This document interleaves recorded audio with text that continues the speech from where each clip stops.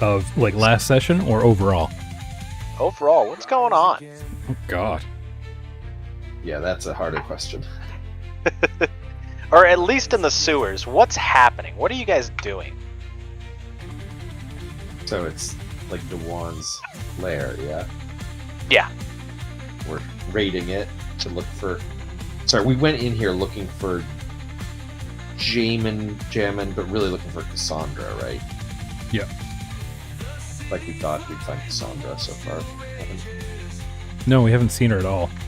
Yeah. So anyway, as leverage in the against the Dawn Star is not the right name.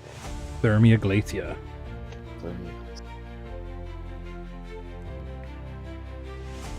Yes. The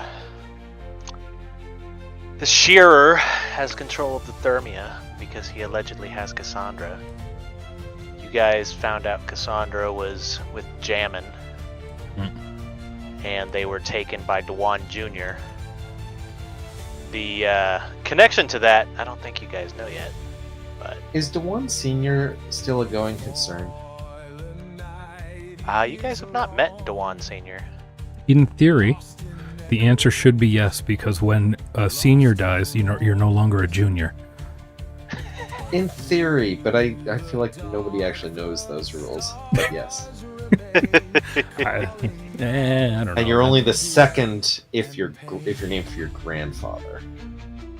That's right. Yeah. Oh, Dewan's grandfather's still alive and kicking. But he's not Dewan. He's not. His name is Lufric.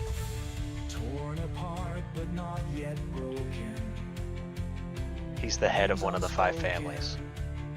And he commands unparalleled access to the Tower of Law, often being observed spending extended periods there.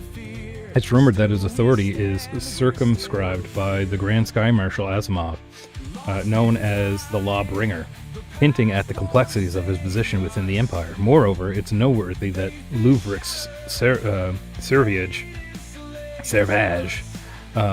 despite his vampiric nature, seldom creates new vampires, instead advocating for his people in ways that transcend traditional expectations. There we go. Yeah, I can read things. Alright, so what else is going on? You guys are looking for Cassandra and Jammin. Some of you are more concerned about Cassandra, and others are Jammin. No, we're all concerned with Jammin. Yeah, of course. I'm trying not to gag. He's like a Swiftie. He's a jammy. That's our word. I don't get to use it. All right. Let me think. We're trying to fight against the shear, and so we're trying to get troops, and GK is really trying to make sure we do not have to use the yellow pawn or whatever the hell he's called, bishop or whatever chess piece they Pilot Rook! Yeah, that one. Listen, I was doing it on purpose halfways.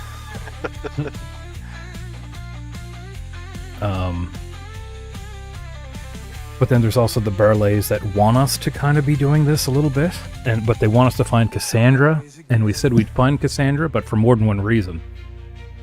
I don't know if they're gonna steal Cassandra from us when we get her, but we'll burn that bridge when we get to it.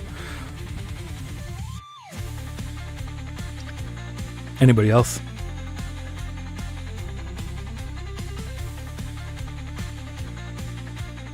Anybody else have what's been going on?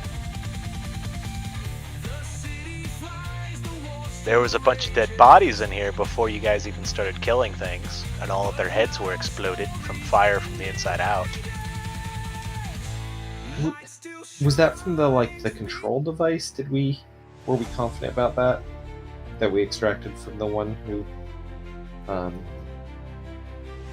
No, we weren't Roger confident, saved. I don't think. Okay. Were we I was just confident? reading a Murderbot novel where that was a plot point, so I might be confusing that. I assume Like this a guy Vajra's might control be built medicine. like device that stupid kills creepy you. harem. That's linked with. Vajra's medicine checks have been something lit the insides of their heads on fire, killing the thing controlling them and the hosts at the same time. Some of them, the ones that you guys have killed that did not have their heads exploded, you were able to pull out the creatures. The ones that had the heads exploded, you could not. So it might not be like a self-destruct kind of thing from the creatures. They might be just trying to cleanse them. Yeah. Maybe. Or is it a gestation period? Ooh, could be. Do they explode out of Worms the come brain? out to get us? They're like xenomorphs, but they explode with fire. Brainomorphs. Demomorphs. Yeah. Anyway, you guys got most of it. I'm sure it'll come back to you, the rest of it. But, quick bookkeeping. Hero points, Vajra and Leroux. Vajra, you saved the lady with the incredibly hard medicine check to separate the soul hunter, i.e. the little parasite sinew and bone creature, from the one lady who you guys left on the altar that may or may not have been used for other nefarious things that no one rolled on or did not roll high enough to know. It's okay, Angel's gonna And- save it. We had a suspicion what nefarious things were happening there. Let's see, Dewan with his slightly mechanical mustache turned on the conveyor belt. You guys stopped that because Leroux destroyed the machine that was doing that, and that's why Leroux got his hero point. Bookkeeping, I was wrong on a couple of things. So the mutagen only lasts for... you get a new save every round. So, Leroux, you're not spongy anymore, because we're just going to assume you did it. Everybody else, I think, just happened this last round, so once it's your turn, you get to make the save again. Any questions before we get back into this fight? Yeah, which like once per fight kind of things have I already used? Unless it's you erased it. I don't know. No, I remember I used my healing thing on Jammin, and I don't think I used it on anybody else. I don't think you did. For those of you who can't see it on the encounter tractor, this is an extreme encounter, so best of luck to you. Oh. Does it show Let that? us... I don't know if it shows it to you guys, but... Are we all on this map? I'm on the city map. Sorry, wait, yeah, can I? There we go. There you go. Alright, let's get back into it. Gronklecon, you just shoved Dewan Jr. onto the ground.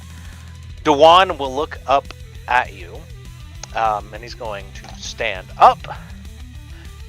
And then he will go...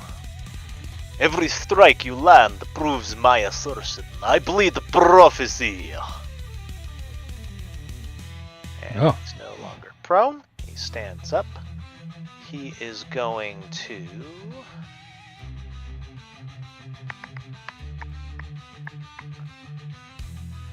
Oh, that's touch. Okay. He is going to...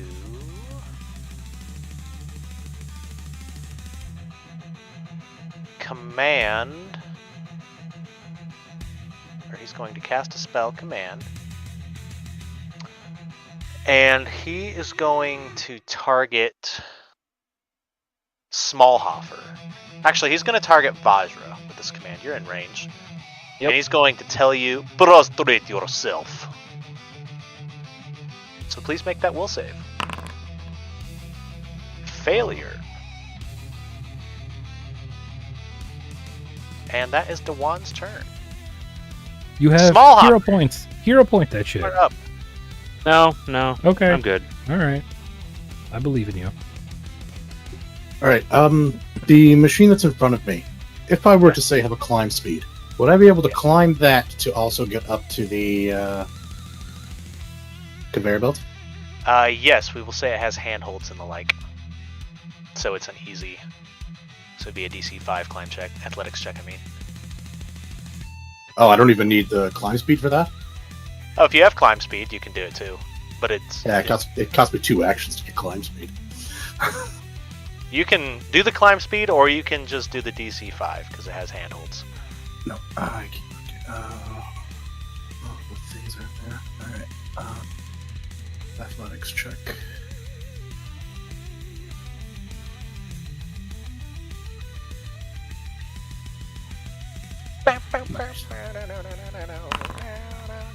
Yeah, you or do you have a climb speed? Because otherwise, you crit No. success, so you're up 10 feet. Alright, so I'm up 10 feet. How much 5 further to get over? go. 5. Okay, I'm gonna try that again.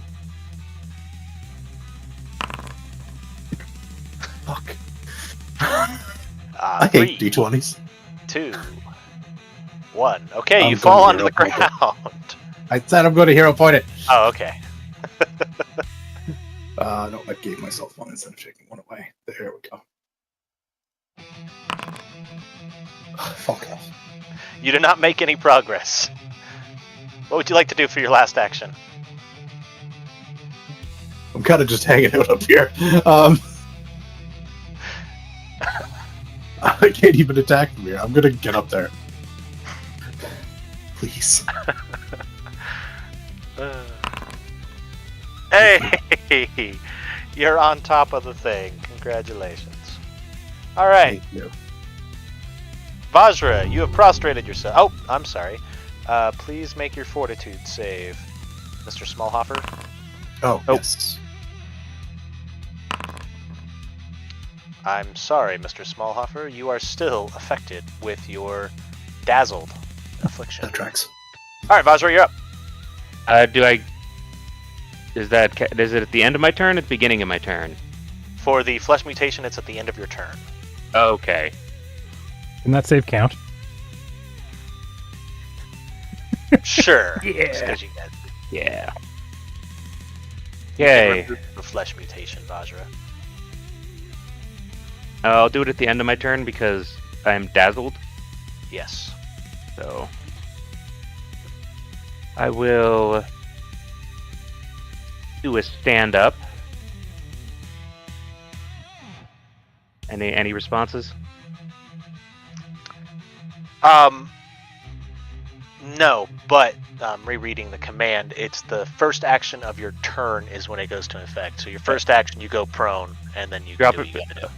Dropping prone is a free action though. Yeah. I'm just telling you, your first action was to. Yeah. Never mind. Ignore me. That equals out. Oh, I can hide.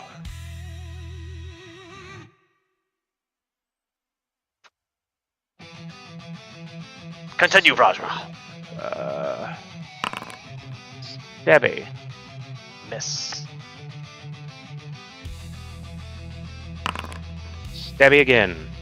Miss. Big miss. Well, shit. Alright. Get rid of your affliction, good sir. Yep. Grongalcon, you just threw this guy down. Jammin is still tied up. She is not conscious. What would you like to do? I guess she is conscious now. She's just gagged because you used healing magic on her. Or Leroux did. Yep. So. It's just really inspirational. So, I'm going to change my grip on my weapon to one-handed. I'm going to draw my pistol. I'm going to shoot Jammin with my pistol. Okay. Okay. We're about to have issues. Nope, you're not. So I hit her. You almost crit. Yeah. And so this is a life shot, lesser. She heals 3d8. Can you put it into the chat so I can just click it or not? Yes. 3d4 plus 3, sorry. You want to roll it? Yep. Clap.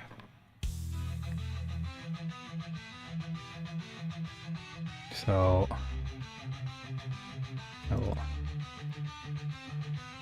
oh, sorry, that's not what I meant to do. I wanted to know if I could do it.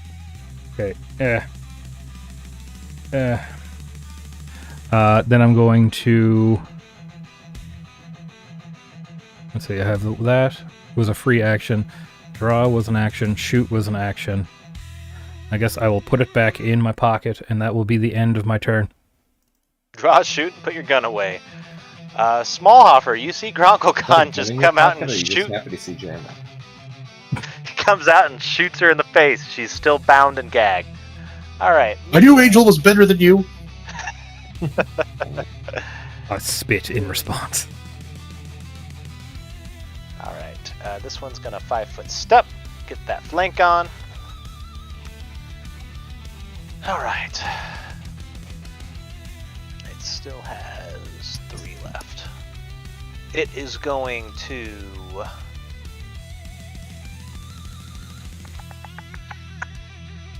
flesh wrapping tendril. I hit you by 1. Please make your fortitude save. Am I not immune to it for 24 hours? Let me reread it. I'm sorry. I thought that's what we yes, talked about at the correct. beginning. Sorry. You're right. Never mind. Don't make your fortitude save. You don't need it. You're fine. You'll live forever. Yep.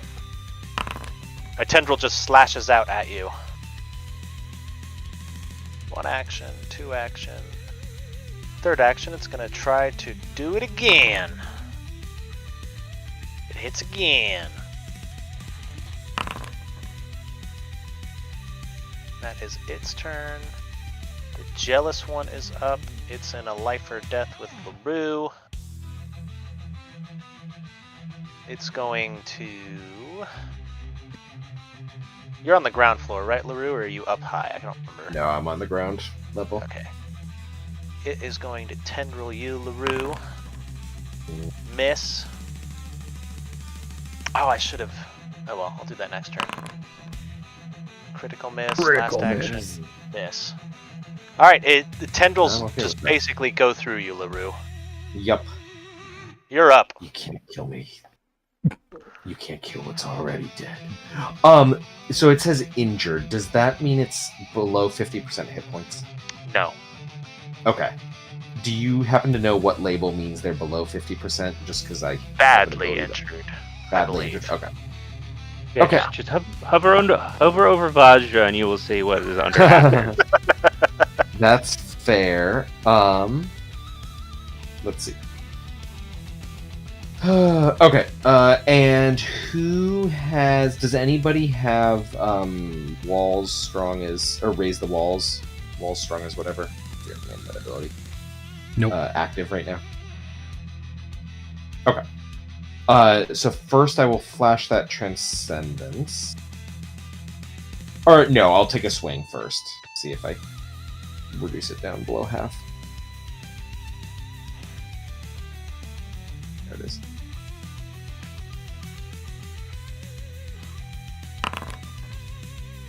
That's a good start. Damn right. Wow. Wow. It is now Hell below yeah. half. It is now Thank you. immobilized. And then, yes, it is now immobilized and smashed into the rock below it. And now I'm going to flash Transcendence. It hisses at you. Yep, we've all been there.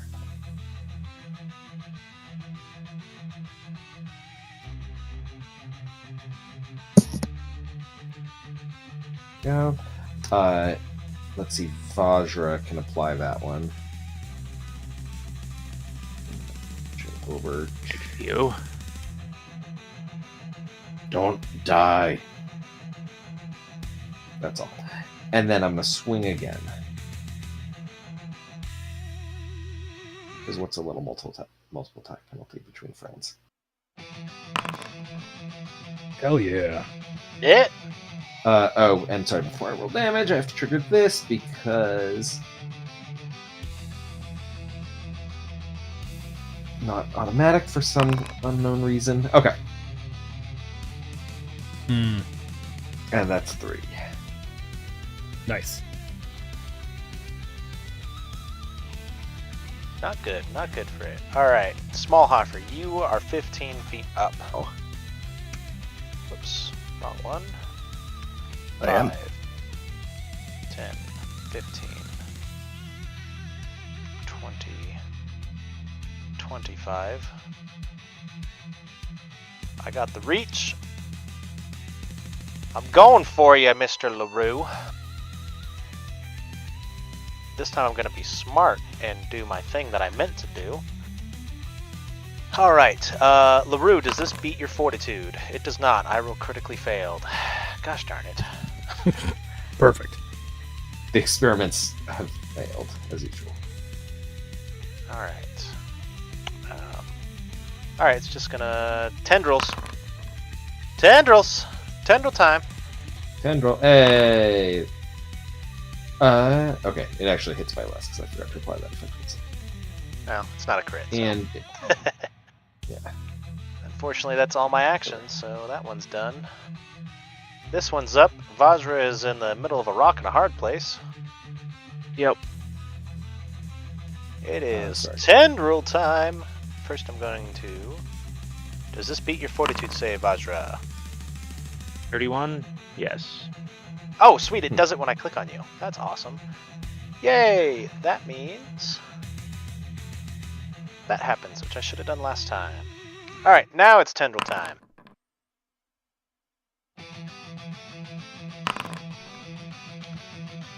Oh, did it not do that? Oh.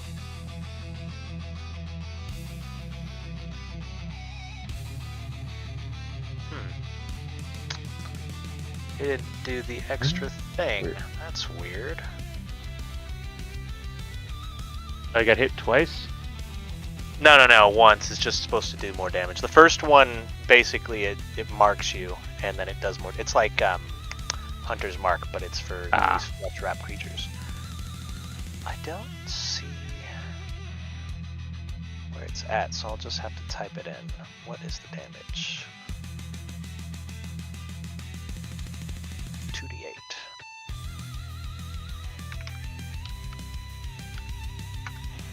So should I have not taken that 12? Or... No, you do. It does extra damage if it gets Okay. it, so you take 5 extra damage. And then it's going to do it again and miss, and that is its turn. Oh, thank God. Back to Dewan. Dewan is going to do a 5-foot step and get closer. He's going to get in your face, Leroux, and he's going to say... Kneel now, and I might spare your soul from the gears of my kingdom. I made one-liners for him, guys. I love them. They're great. All right, and he's gonna reach out and give you a little touchy, Leroux. He's gonna touch your burning chest. No touchy. Make a fortitude save. So, that's Let it happen. Let it happen. okay. All right. I do take void damage. Oh, never That's mind. what I thought you thinking. didn't. Yeah. Oops. No, you Oh, don't. sorry. I do because I Affected worked by it out with void. Emmett. It was part of the consequence for not having void healing. Oh, okay. That is hard in a mixed party. Yep. But it might not be coded in the rules. Okay. Blah blah blah. That is my turn. Small Hopper, Your turn. you are finally on the conveyor belt. Oh my god. Or above the conveyor belt, I guess. I guess technically you'd Yes. be here because you're on this thing. Fair enough. Can I see Dwan? He is underneath the machine, so he's underneath the conveyor belt.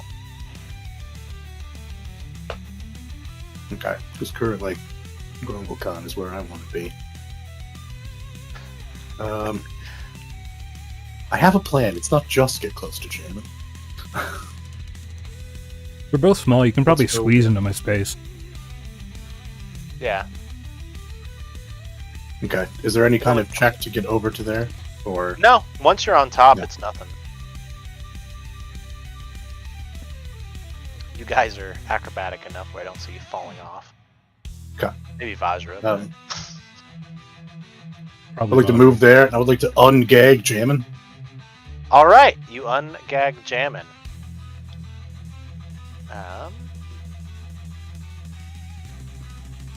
I'm trying to she- give her reassuring words, but I'm pretty sure I just babble incoherently. She will look at you and go, "Wait, where's the Pokemon? Are they still here too?" I think they're all dead. Hitty-bitty-bitty. We add her to initiative. Uh, Sweet, she goes at the end. Hi. She But- is ungagged. Take a hero point, Smallhoffer, because she is a bard, and she will help you guys. Hell yes. You moved, you Is that- ungagged, you have one more action. What would you like to do? Is she still tied? She is bound, but that's going to take a few actions to undo, because she is, like, very, very tied up. This dude's a freak. Okay. If that's the case, this guy that I am mousing over would not have cover for me if I attack, correct? All of these people are 15 feet down, so if you have the range, you're good. Yeah, I have a 30-foot throw. Okay.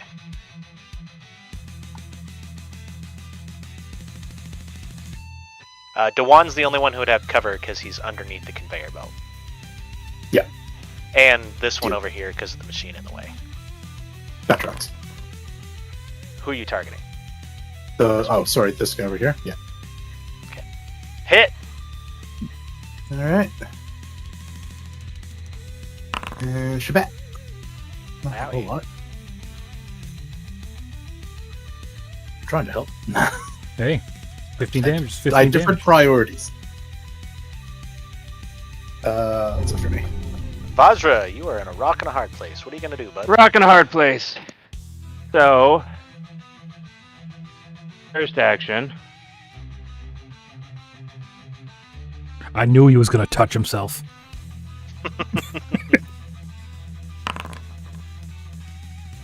I'm gonna do that. Then I'm gonna step.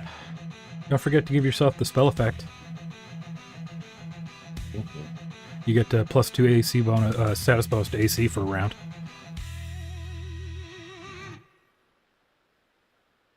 There you I go. feel like that'll be Ew. important. I feel like that's super important right now. Then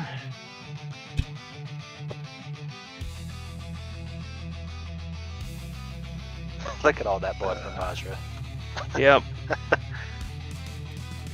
That used to be me. Is is Dijon flanked? He Where is I'm at? not. You You'd have to be here? stand. You have to stand Okay. underneath the rest of your party who's standing on top of the conveyor belt. Okay. Join our square. Oh. Sorry. I already did the step, so let's use the reach. See if we kill it.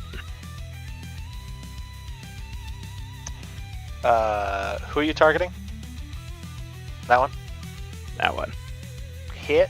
I think you're gonna get it. How do you kill this one? Yeah. Is it on like boxes or is it on the ground? It's on the ground. Oh. I'm gonna lunge. I'm gonna like. I'm not gonna stab it, but I'm gonna like backhand it, and it's gonna get hit and go crashing into the boxes. Nice. Rumble in the Bronx, that sucker. And that's all three.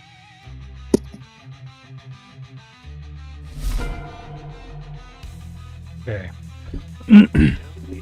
Well, that takes away some of what I wanted to do, but that's okay. I'm going to rehand my weapon. Rehand. That's one action. 2 actions. I'm going to walk over to here and fall down 15 feet. Okay. Do you have a thing so you don't go prone? I don't think I do. Okay. Let me double check. Should make a reflex save. It would be a reflex save if he doesn't have something. Yeah, so reflex save. Yeah, cha 23. That's fine. All right, and then I have one action left. And I know this is going to shock everybody because I normally go all out in attacking. Dread Martial Stance seems important right now. So other people can do damage. Although I don't... There, okay. People are actually getting the effect this time. That's good. Alright. Yeah, I updated it, so it should be good. Okay, perfect. And let me see. That's rehand, move, do that. That's it. It is not Smallhofer. It is my guy's turn. I'll take it. He's Oh, can you put me back down on the ground, my height? Yeah. And he should be flat-footed or off guard. Sorry. Yeah. Yeah. Oh, he's probably a rogue, little bastard. All right, this one honestly doesn't need to move where it's at, so it's not going to. It's going to conduct its experiment. Let me make sure. Flesh Wrapper may against a creature for 1 minute. Oh, it happens for 1 minute? Oh, never mind. This is just forever. Cool.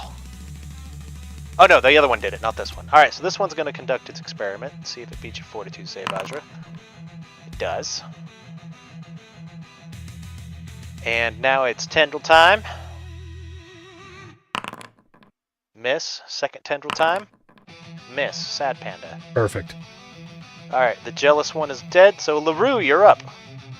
Yeah, alright. I'm gonna step to my left, to the west. Bring this one in reach, because somebody needs a little axe to the face. For the, safety of the rest of us. Okay.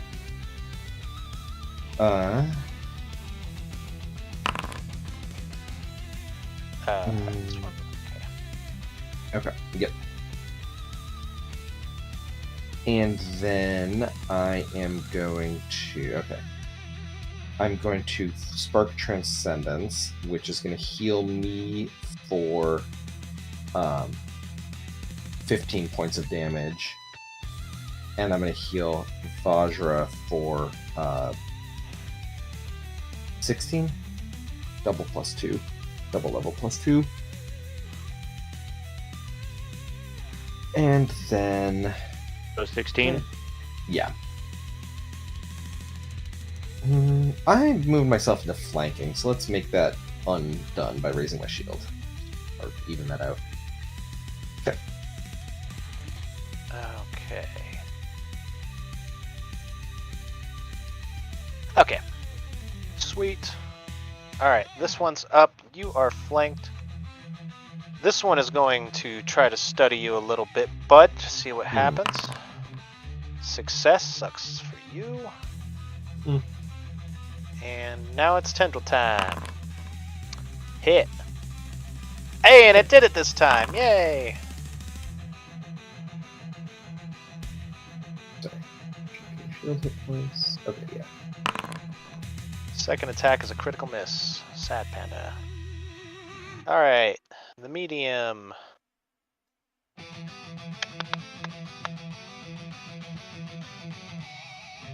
It is... Oh, I should have healed him. Oh well. It is... 5... It's gonna move. It's a dumb thing. It doesn't know you have AOO. So 5, 10... 15, 20, 25. It can't get the flank. Alright, so it's just gonna go here. And the as a reminder, the yellow is difficult terrain for everyone. Yes. That's why I can't get the flank, unfortunately. When the one stepped, I didn't call that out, but that's alright. This one's Oh, going you know what? He to... provoked by casting snow on the end. Oh well. It's gonna still target Vajra. It's gonna keep on going Vajra because it has that study on you. So it moves, attacks, miss, attacks, miss. That's its turn. Lay on hands saved your life. Yep. That's Oh, yeah. awesome. Alright. Fuck you. Jammin is up. she has her voice, so she's going to inspire courage. Hell yeah. And she will start singing a song.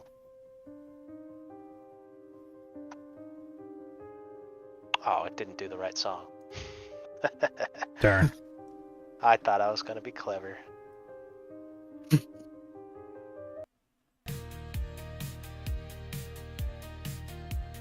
There we go. So she sings her song. She can't use any spells that have hands. So she's pretty limited. I don't think she can do anything else, actually, because she can't use her hands. So I guess that's what she does. She just inspires courage. So everyone take that if you want it. Dewan is up. Rock in a hard place. Dewan.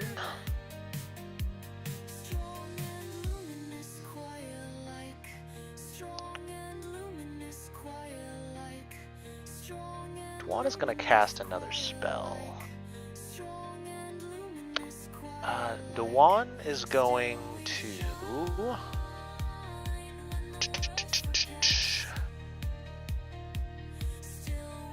I am going to reactive strike. I'm just waiting for you to put up the spell so I can see if it's concentration or manipulation or whatever that's supposed to be. Yeah, I figured. I was looking at my one-liners. I don't have a one-liner for this one, so... Make one up. He will just say, ghosts like you deserve to be dead like me. And he's going to reach out and he's going to try to touch you. It is a concentrate, so go ahead.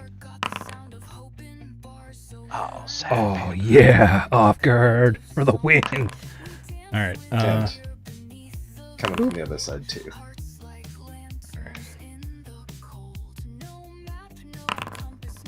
Fuck this dickhead up. Jeez. Alright, where's Grommelcon's damage? It's above. Alright.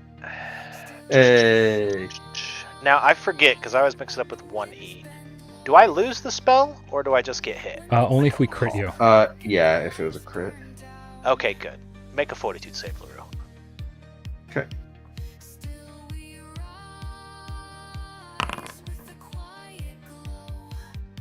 Uh, 21. So, Leroux, Mm-hmm. you were spongy for a while, and you were fiery, and now you're bleeding.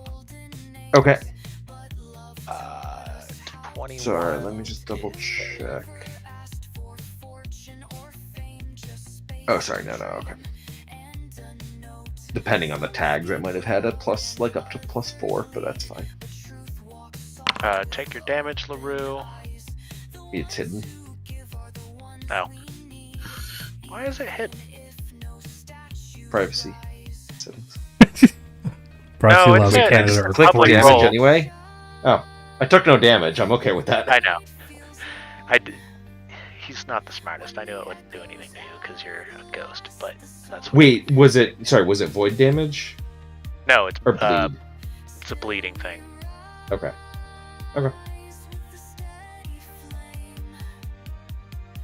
You can't kill what doesn't bleed. Where's Cassandra? Oh, Oh, sorry. I don't mean that. These two things happen with it. Stop it! Ah! I'm breaking the computer. Stop it! Okay. Do it more. 1 minute each time per round you take blah. Okay, that's what's happening then. Okay. So that's what happens on your failure, because you got a success, you would have just taken the bleed. That's going to happen every time for 1 minute, which is cool. And then his And- last action... Go ahead. Because he took damage and Retributive Strike is on damage. He takes... Oh, yeah. Oh. God dang it, I hit the wrong button.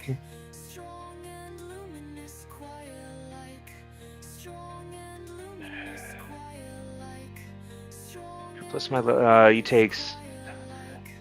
9 points, 9 damage less on that hit.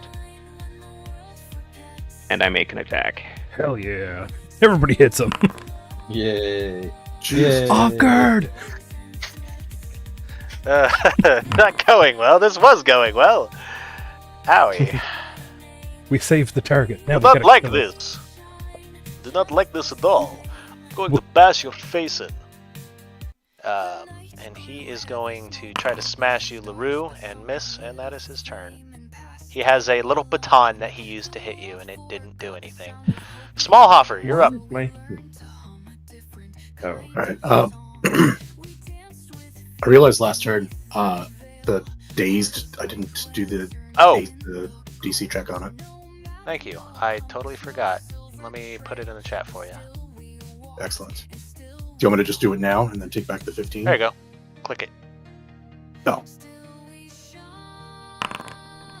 Success. Yeah. You're no longer affected. That would have happened at the end of your turn anyway. So. Okay.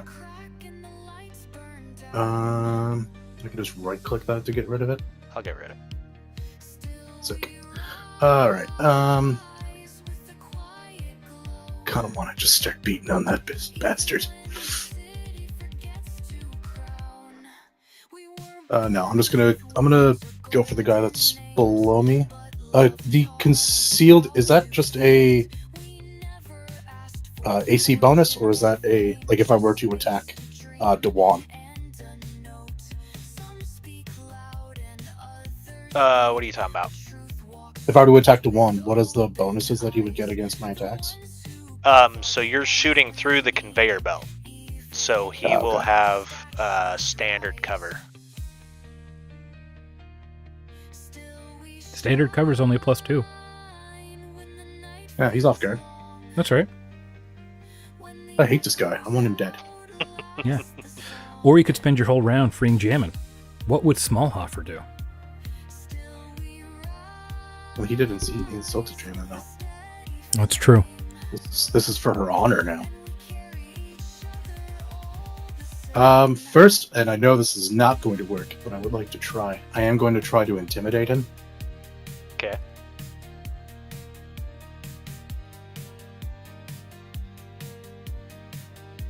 I'm gonna rip that fucking mustache right off his face. I don't think I did it. A 19 is not going to do it, bud. Yeah, that makes sense. All right, let's try That will be a attacking. critical failure, actually. Ooh. What do you say to attempt to intimidate and not do Oh, well? I'm telling him that I'm going to rip his stupid mustache off his face. You wish you're just jealous you could not grow a mustache like me. Blah blah blah. I hate that he hit right home. That's that's really rough. You have the same peach fuzz you had when you hit puberty. Absolutely. It doesn't apply the cover, but I Still assume you hit. can take it down. Okay. Yeah. And this. Ow. And if he tries to heal, he has to make I believe it's a will save versus my red mortal blood whenever I strike people. Does that count with temporary hit points? I don't believe so. I think it's only healing. Oh, perfect. Does that 27 still hit? Yes. Okay. Oh, I rolled the wrong one. Sorry, that should be 24. 24 still hits. Oh, wait, Oh. no. Because of your Nope. cover, 24 misses. Okay. Vajra, you'll about live that? forever. What you got?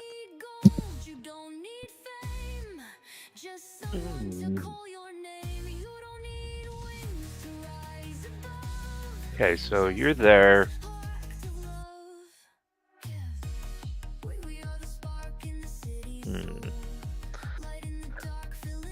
I'm up above, remember? Yeah. I'm going to do a smite on this asshole. No, Yeah. no, I don't like your holy powers.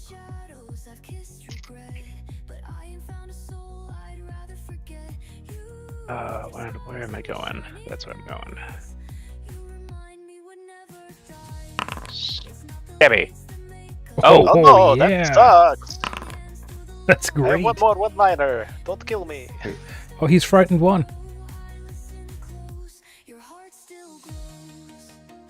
Yeah. Let's do it again. Oh crap! You can't kill me! I already carved my name into the sky! Roger's pissed. It's so close to death! Get him for the sake of Jammin. That's all I got. Jammin! Her voice will be the choir of my godhood, whether she screams or sings. Good Uncle Khan, you're up. Yeah. I'm going to. Give up. Close. I'm going to attack him non-lethally. Oh, okay. Yep. So I'm taking a not a -4, a -2. There we go. Is that? Why didn't that work? -2. Oh, We can just figure it out, because he's add. There we go. And Miss, little goblin man, you are a failure. I'm gonna Surrender re-roll now. with a hero point. Crap, I spoke too soon. Oh, you targeting God the damn. wrong. Oh, Yeah, I no, was 36 targeting still Jammin, crit. but yeah. 36 still crit. Still crit. Okay. His AC was 25. Okay. So he's unconscious, not dead. Yeah. And I'll have that. My second action. I will attack this one. So it's going to be this guy down here. At map. Bam. That's a miss. That's fine. But I'll have done that as Spear Dancer so I can move. And I'll stand on top of him. And then I will... Because a spear hits in a 10 by 10 or a 10 foot by 10 foot square, I can actually hit this guy. Why am I going to hit this guy? I don't know. See if I can. Maybe I surprise him. I absolutely don't, but it was cool. There. I had so much faith in you. Listen, you don't know. That was You your miss first 100% mistake. Uh, of the shots you don't try. Alright, these things all start screaming. Just rampant screaming. It's going to attack Vajra. It's going to keep attacking Vajra. It's going to keep attacking Vajra. It's going to scream and flail about, and its tentacles go all around you, Vajra. Leroux, you're up. All right, Ultra's mortal. Birkin Eminence. I'm seeing all the possibilities the way this thing can try and escape me, and it won't because I'm gonna hurt it real bad.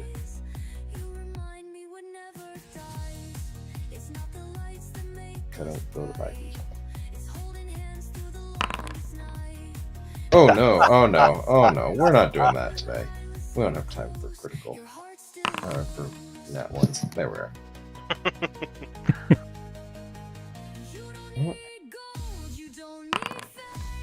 Howie.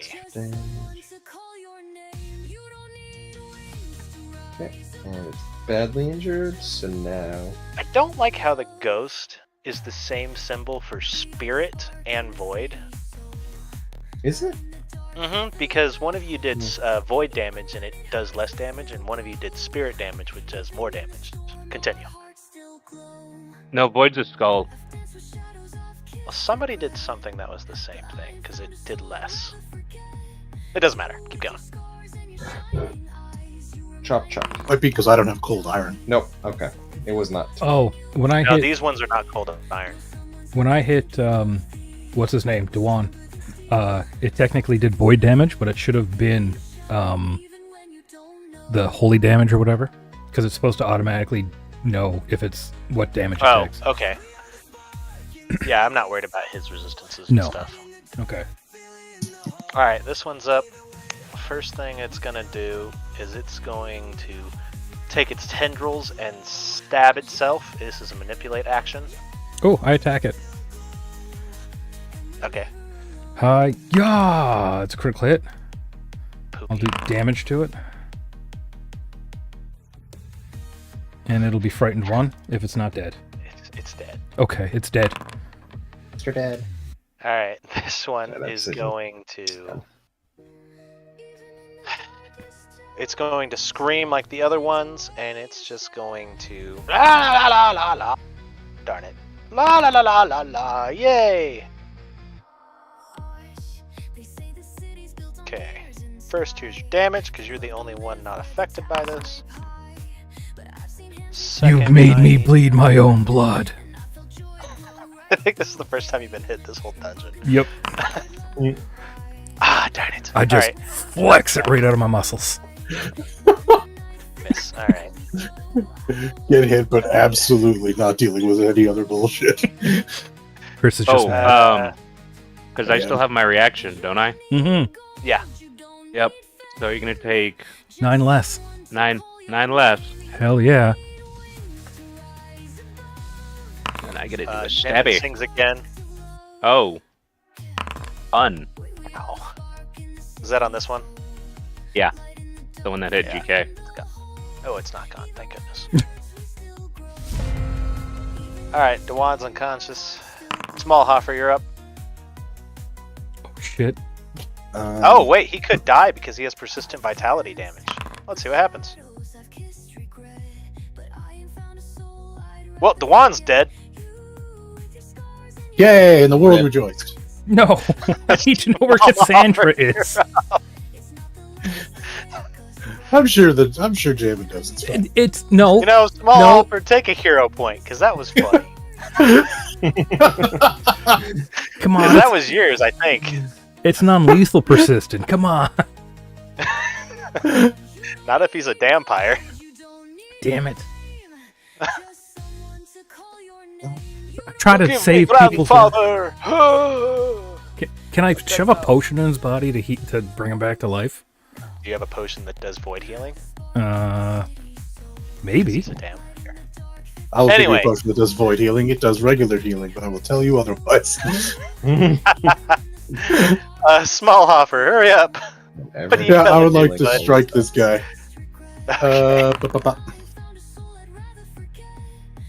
Howie. My life shots don't do vitality healing. They just do alchemical healing. Does that count? I don't know. I'd have to look it up. Okay. Nah, he did. Yeah. Unless it says it only heals living targets. Elixir of life is the same thing, but I don't want to waste that on him. You killed. Good job, Smallhofer. You're Elixir of and they're life not- explicitly says it only helps a living creature. Although I guess a Dampier is living, it just says void. Despite the oozes, I think you have the most kills in here so far, Smallhofer. What do That you makes think for your zero last sense. I am going to try to intimidate this guy. We need a kill counter now. No, I'll feel bad Both when I do friggin- very, very, very poorly. Not a damage counter.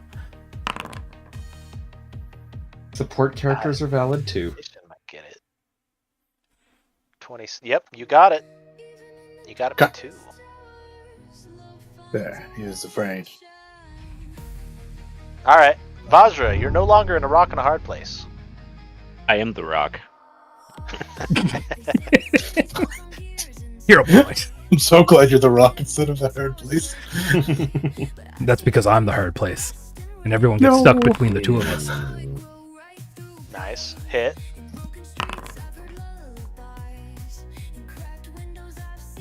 This one was not hit this entire time. I have to click on the thing. Hit.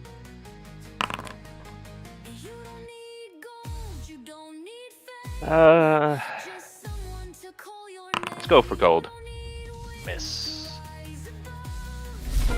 GK! What you doing, bud? I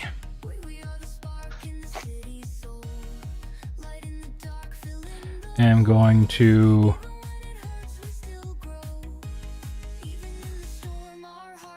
what, do I do it this way? Yeah. So 10 30 because I've 35 movement, I go to here. So wait, Very fast, Would this- strong man goblin. would this one make him flanked, or do I have to move up one? Because if I was here, it would be that. I don't think has to be either a one full does. diagonal. Yeah. I don't think alright. either does. Yeah. Alright, well, Vaj will move. I trust him. If I don't just kill it. It's a good chance. So it's one action, and I'll strike. Hiya! Kill it like you killed Hit. that stupid Dewan dickhead. 21 damage. The one junior. Va, va, va. And I will attack it again. And I'll hit damage it again. 20 more damage. Oh crap! Ah, shit. My extreme Close. encounter does not look very extreme to you guys right now. Alright. This one's gonna do a few things. Let's see, I can heal myself for 20 points, or I can try to get this mutation on GK. I'm going for the mutation on GK. Bam! yeah. Darn it. Bam! Darn it. Goddamn right. Bam! Darn it. Never punish. Leroux! I'm standing Alright. like, come on, hit him. No, okay. Alright. We're floating. Yeah. Officially, we're not floating through the machine, but we're floating through the Oh, machine, okay. to be honest. Yeah, you got them. Flavor-wise, floating through the machine. Yes. Yes. Now it's flanked. The machine that you destroyed that was on fire, I just picture like fiery ashes coming out and Leroux just emerging through it like an Indie Cross Shovel Knight. Pretty much. Like an Indie Cross Shovel Knight, he takes his axe, except it's not a shovel. Most likely we'll kill it right here. It's an actual. So, Yeah. this is a fun fact. Because And I'm I gonna heal myself. because we now have more than one damage die, instead of it being frightened 1, it should be frightened 2. Just so we know. Okay, doesn't matter. I know. It I is just very wanted frightening. to infect you with the mutation. Anyway, let's take a 5-minute break. We'll be back at 40. All right. I just have to say, Evan, you're competing with my Silk Song time, so like, it's a good thing you run a good game. Silk Song. What is Silk Song? Oh, that's The a new Hollow game that Knight came game. out. Yeah. Oh, I forgot that came out. Me too. Yeah. I assume it's as awesome as I've been led to believe. So far, so good. So far, Hell yeah. compares to Hollow Knight.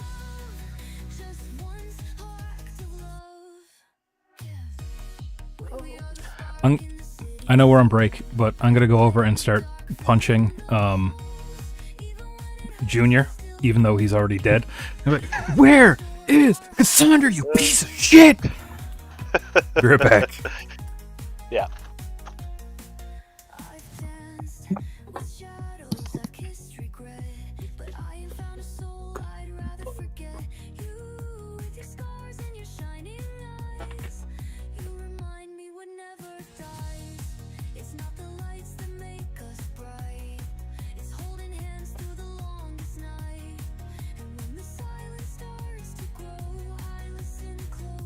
Your heart still glows. You don't need gold, you don't need fame, just someone to call your name. You don't need wings to rise above, just moments left of love. No. We are the spark in the city soul, light in the dark, filling the holes. Even when it hurts, we still grow. Even in the storm, our hearts still glow. I've danced with shadows, I've kissed regret, but I ain't found a soul I'd rather forget. You with your scars and your shining eyes, you remind me what never dies. So if you're lost and you can't see, know someone's out there thinking of thee. We're stronger than steel, softer than snow, and baby you shine even when you don't know.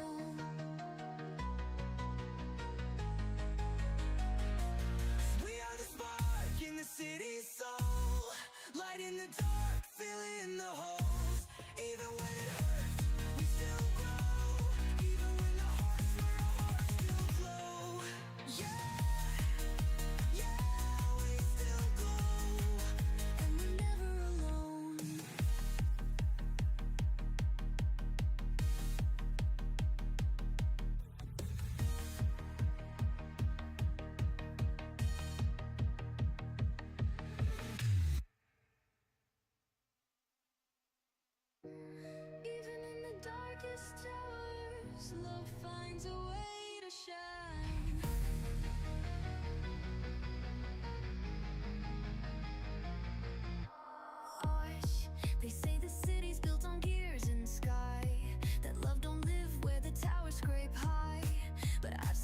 reach out the rust and rain, and I felt joy grow right through pain.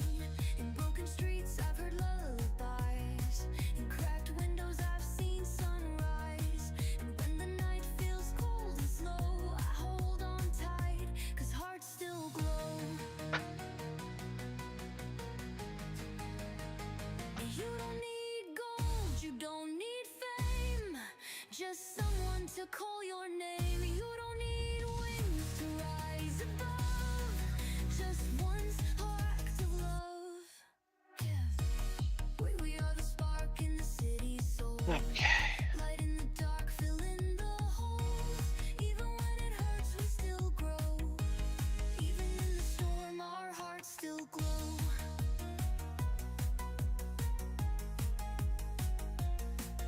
I've danced with shadows, I've kissed regret, but I ain't found a soul I'd rather forget. You with your scars and your shining eyes, you remind me what never dies. It's not the lights that make us bright, it's holding hands through the longest night. And when the silence starts to grow, I listen close, your heart still glows. You don't need gold, you don't need fame, just someone to call your name. You don't need wings to rise above, just one act of love. Now, we are the spark in the city's soul, light in the dark, filling the holes. Even when it hurts, we still grow. Even in the storm, our hearts still glow. I've danced with shadows, I've kissed regret, but I ain't found a soul I'd rather forget. You with your scars and your shining eyes, you remind me what never dies. So if you're lost and you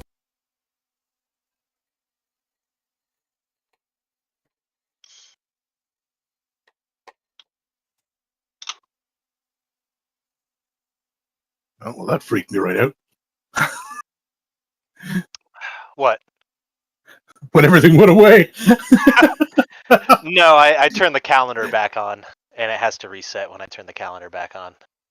I was just reading through something, and I just went to click on something as everything went away. And I was like, oh no, what have I done? It wouldn't even be that surprising for you, Good though. job. Good job. I don't.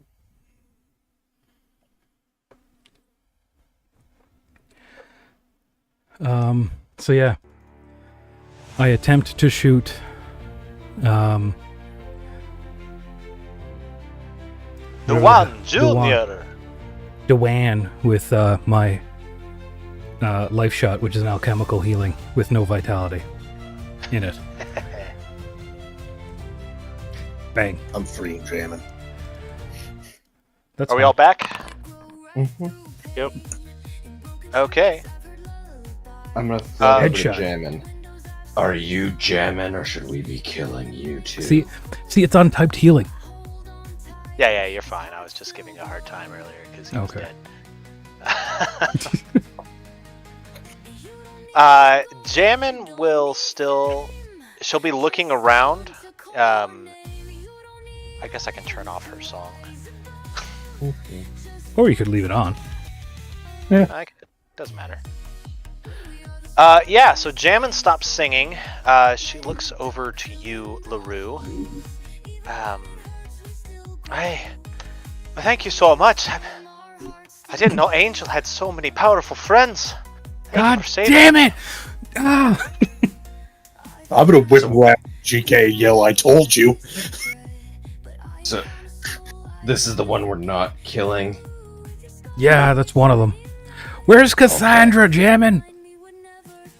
Are you guys doing a diplomacy or intimidation here? I'm I just shot Dewan in the head again and went, Jammin, do you know where Cassandra is? Roll me an intimidation. Sure. That's the better of the two for me, I guess.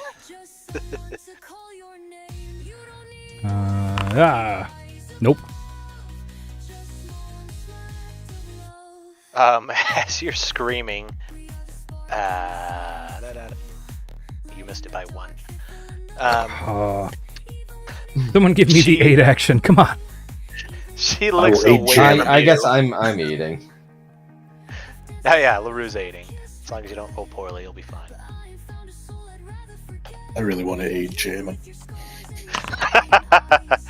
Yeah, you aid. Okay. So instead of what was gonna happen, she looks over at you guys. Hi, all right. Yeah, I was here with Cassandra. The freak, he grabbed us off the street. Me and Cassandra said I was his missing him, and she was a bargaining chip. He wanted to trade her to the boogeyman. Something about cargo. Well, he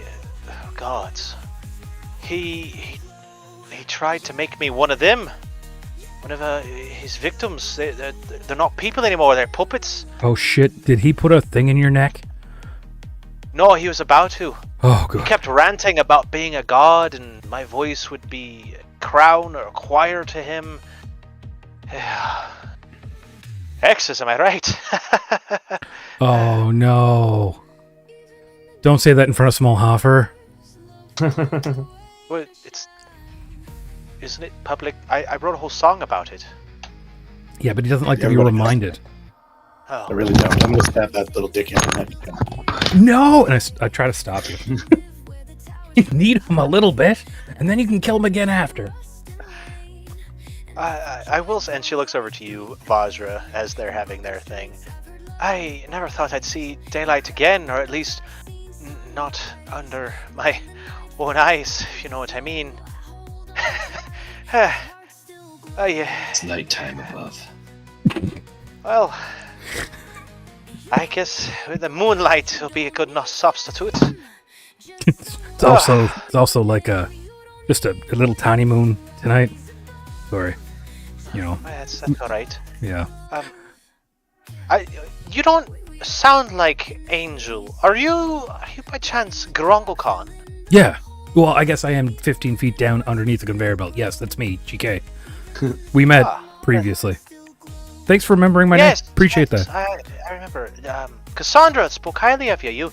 You fought the boogies for Yes. Yep, I did. I'm gonna yell out to be careful. He may or may not be a kidnapper. As far as I know, that's what this group does. her. Why are you kidnapping people? I thought. Oh God! Did you come here to do something to me? Are you No. a stalker? I'm pretty sure he's a stalker, so watch out for him. But no. Whoa! I am a real fan. You ran into an apartment screaming, "You have to help me get Jammin." I knocked. Technically. Just saying. I knocked. Door was opened. I'll turn to Jammin and try to talk and babble incoherently. Can one of you untie me, please? I'm getting a little nervous here. I'll climb up there and go to work on the ropes while all this is happening. While he's doing that, is Dewan alive? No, he's dead. Even though I wasted a shot on him? Yes. Okay, I'm gonna just pummel his head into a smoosh and see what I can find on him afterwards. Oh, are vampire teeth worth anything in this world? I'm Probably to sure- goblins. I was gonna say I'm sure Ode would buy it. I pull them out. No pliers. Stab him in the neck. No pliers. I just pummel his face until it's mush, and then take the teeth out. Yeah, you can add it. You guys should be able to loot his body. Oh, okay. You can add vampire teeth to your inventory. as Oh well. shit, that's 350, 45 gold. I'm stealing that right now. Sorry. So there's this. The only thing that you this, can't and this. get is the flesh wrapping concoctions from the flesh wrappers. Yeah. Getting rid of those. I will shove all of the scalpels, +1 scalpels, in my inventory as well. Just because they're worth something, I guess. Well, and I might need the He's fucking got a- runes. He's got a pimpin' set of gloves. Yeah, he does. That's why I put them out there for you. You never got a chance to use them because you like all crit on the same round. Yeah.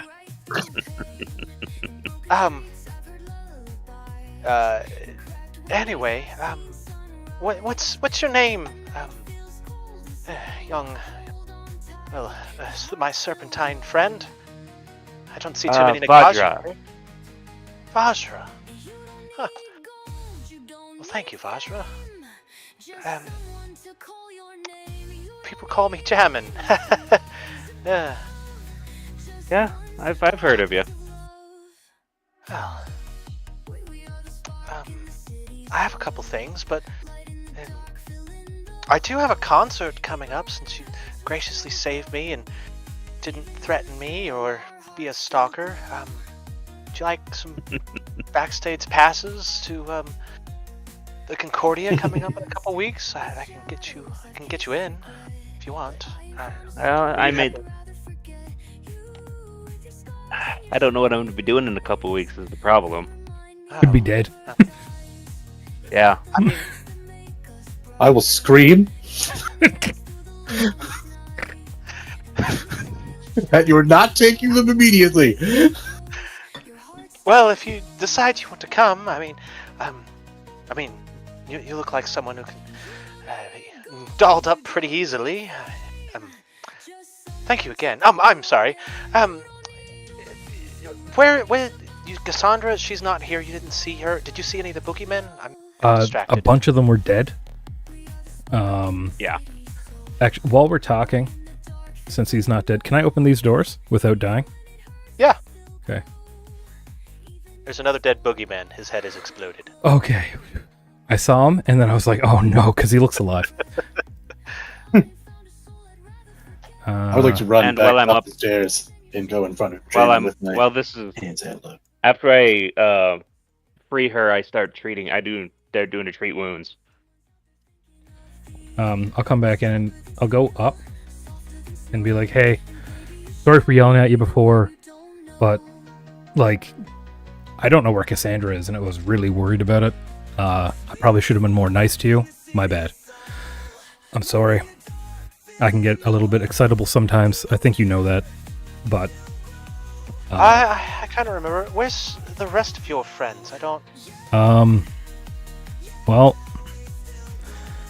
Snad died, Puck died, and Gaston died. And, yeah. Guess it's just me now. Oh, well. I mean, you have made some new friends. Interesting friends, and very interesting friend. They are interesting. That's true. Yes. But yeah, and I'll, completely trying to change the topic. Where did you say Cassandra was? She got traded to the boogeymen? Do you know what that meant? Yes. And I'll hand Sorry, her it a looks- potion, another, just a lesser healing potion, I guess. Healing potion minor. So Yeah, she keeps on getting distracted, and then she keeps on looking back towards you. Yes. oh, I guess I well, don't need to do that because he's healing you. Never mind. Sorry. But anyway, sorry. I'll take whatever you got. Sure. Yeah. So, Cassandra was. I think that Dewan was trying to turn us into those puppets like everyone else. And she keeps on touching the back of her neck to make sure there's nothing there. Do you need me to check? I don't feel anything. Vajra, could you check? I do check. You sweep the hair away from the nape of her neck, pulling down the back of her shirt, ever so slightly. It's like brushing against her fair skin. Smallhofer drools the whole time. Baby Carl. I have a dagger out preparing for murder. Yep. Does she have one? Sorry, No, guys. she's fine. Yep. You're Good for clear. your fanfic. I had to. I'm sorry. Thank you. He had some sort of talking about the shearer, she was paying him or something. I don't know, but then there was a bunch of boogeymen, and they said Taddy, and I saw Taddy for a moment. He's apparently the leader of the boogeymen. Addy. He's not just like a nightmare. He's something worse. The other boogeymen, they were afraid. The boogeymen stay away from the light, but the Taddy fellow, he didn't flinch. He picked up Dewan. He had a cold iron cup, some sort of, I don't know, power play, and Taddy just grabbed it and drank out of it. I don't know. He laughs. He said something about more shepherds, more sheep for his shepherds. I'm not sure. And then I was hit on the back of the head. I guess Dewan thought I was getting too involved. I don't know what happened after that. And I woke up with him ranting and you all here.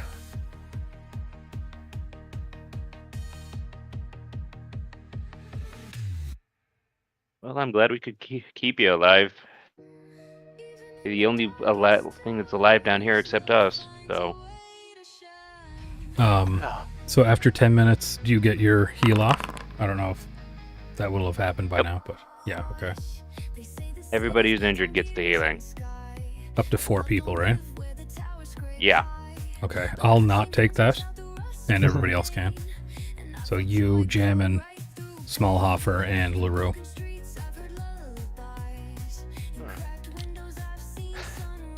Sick. So I just found out my calendar kept After all the 10 events, minutes. but deleted the dates for the events. So the Celestial Concordiance is what she tried to give Vajra tickets to. That happens in 4 days. Take them. No, sorry, it happens in. Day is. It's rude not to. Vajra, if you take those tickets, I will owe you my life, I swear to God. Definitely take them. Like, I'm Happens in 9 definitely... days. I'm definitely gonna take the tickets, but I'm also, like, being upfront that I might not be able to attend. Yeah. She'll tell you, well, if you just show up, try to dress nice, and just say that you're here. Tell the people in the front you're a special guest of Tashina. Don't tell the stalker that's my actual name, but I have a relatively good perception check. Can I try to hear that? go ahead. Let's see if she's sneaky enough. Where's the? You got to beat a 30. Okay. I don't believe in you. You're too distracted. Why? Because you're looking at her. Oh my God. This stuff is weird.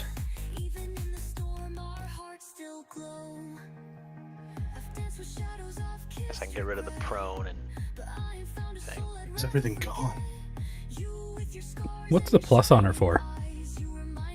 That Oh, wounded? she was wounded. Okay. She was knocked down, and you guys brought her up. Yeah, you didn't hear. You heard something about a stalker. That's what you heard. All right. Mental note: save her from her stalker. Got it. I love that. All right. So who do you think I can go to, Jammin, to find out about this Taddy and where I can find him and Cassandra, because I need her desperately. Well, we were working with Dr. Wolf and Gabriella Cord. We were this awesome team doing awesome things. Yeah. Like clandestine missions. It was very exciting. But Oh, you were working with them? yeah. But you're not part of the 055. Huh. There's Cassandra. Oh, she was working with them too? Gee, I didn't know nothing that was going on. Jeez.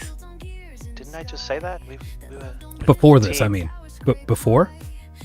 No. No, I didn't know that before. That's what I'm saying. Anyway, This all, it's okay. This all happened after the whole thing where Asimov was almost assassinated in the prison break. Oh. Your 055 was being hunted down, and your Right. alleged criminals that tried to murder the Marshal Asimov.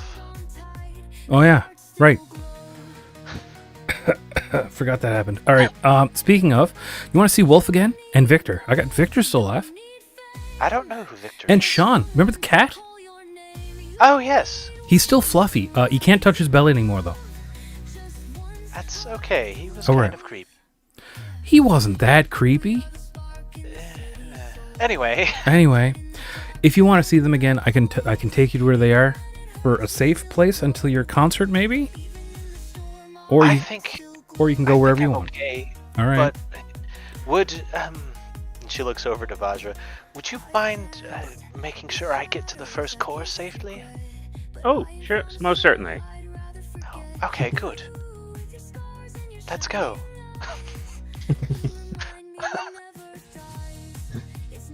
I am following. Invited. At a distance, like a stalker. Absolutely not. I've been invited. Half step behind. Anyway, I'm gonna look at Leroux and be like, "We gotta go talk to Wolf, I guess, unless there's something you need to do." See what this 055's handling. All right. I grab your hand. We hold hands on the way back. No, I'm kidding. We. Your hand, All right. like you're dealing with minor frostbite symptoms right now. Oh, that sucks. Yep. Leroux and Grongolcon, you guys are gonna head back into the second core proper, and the small Hoffer and Vajra, you guys are going with Jammin to the first core to her residence. Yeah. Would it make sense for me to stop at? Nope. You know what? I'm gonna keep the +1 for TT. Never mind. Okay. Disregard. Okay. Excuse me. So, in the trip to the first core, excuse me, we will have, that will take you guys about an hour or so, but Grongolcon and Leroux, you guys get out of the sewers, you guys haul all this stuff that you found, avoid the slimes, avoid anything else that's going on. Where exactly are you guys going? I think we're going to talk. Well, my plan was to talk to Wolf because he might know more about Taddy. Okay. Unless Leroux has something that he needs to do, like stop and pick something up that I was reading in the notes that we left for ourselves.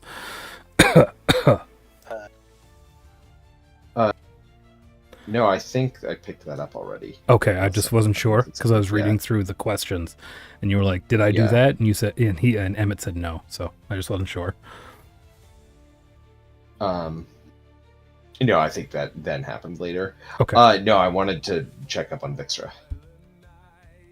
Who is with the 055. Okay. So we're going to the sewer base. Yeah, Grongolcon, please roll me a... Can I have taken one of the bodies from the sewer to the sewer base? Yeah. All right. Yeah.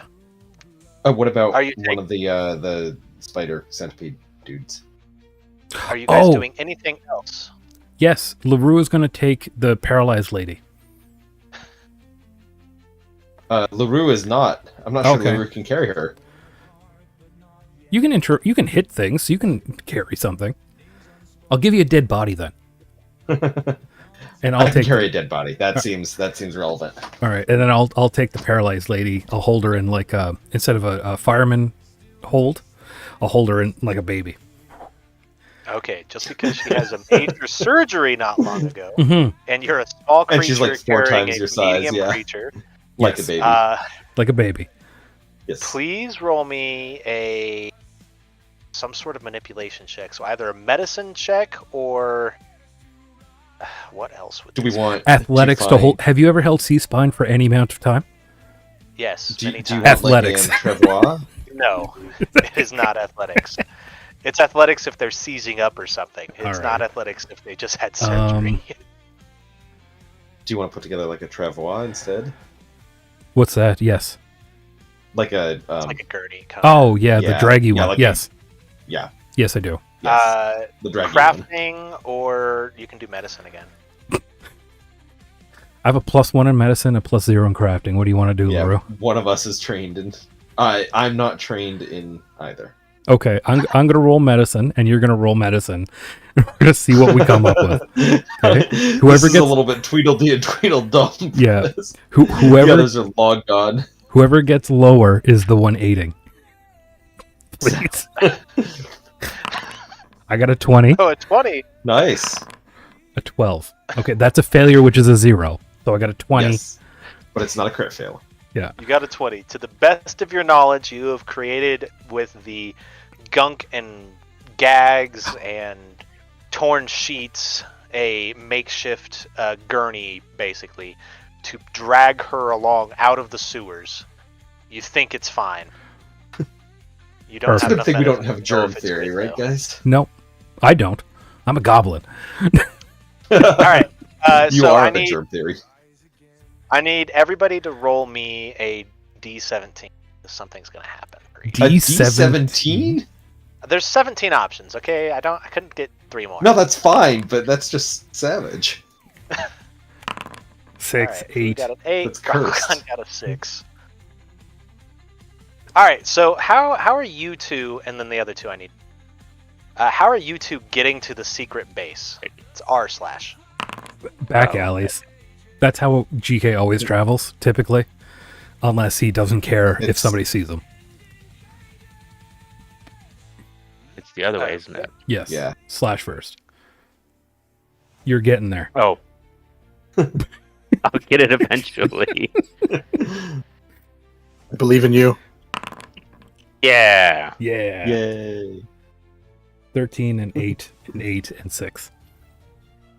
So Grongolcon, as you are traveling through the back alleys, you see some people running back and forth.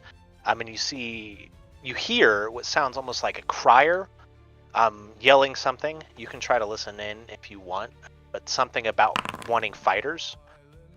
Yeah, you hear a crier saying, "A whisper's dead, but we're looking for some people. Fighters going to be brutally tested in underground matches for the upcoming war.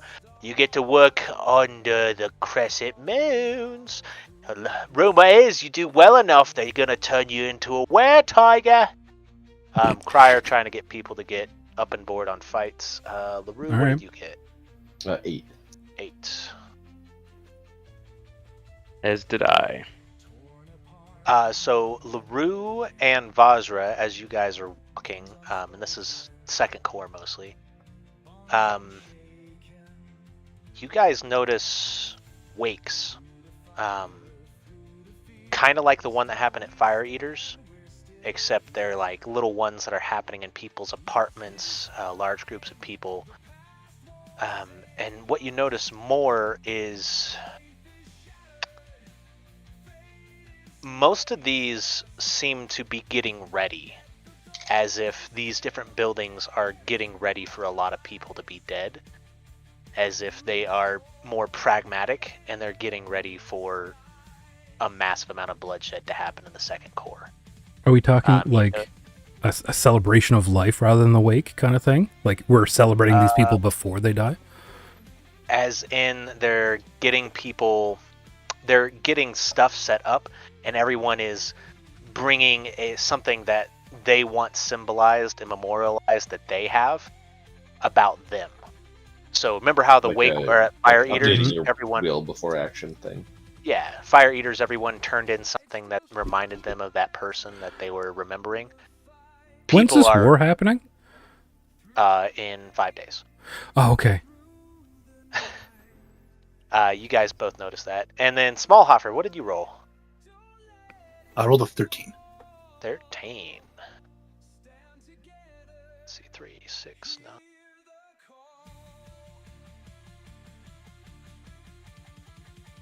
9. You get 2 things actually. as you're walking, you see a child, a small human child, going up to one of the few guards that are a part of the sylph, begging and pleading. Please, sir, my brother, he's gone. I last saw him over on the Shears Tower. I don't know if he's dead or now working for them. Please, please. And the second thing you see that you notice is the guards. Sorry, kid. We've been given orders to pull out, giving our last bits. I'll recommend if you can scrape any together, you should head out to the first court at least for a few days. And basically ignoring the kid as they're walking off. But that's what's going on as you guys are going your separate ways. The second core is getting more and more tense every day. I obviously need brownie points with Jammin.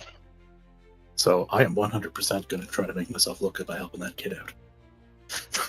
And by that I mean, I'm going to ask him to describe his son while constantly looking over to make sure that Jammin is looking in my direction. Brother. Hell You can yeah. say son.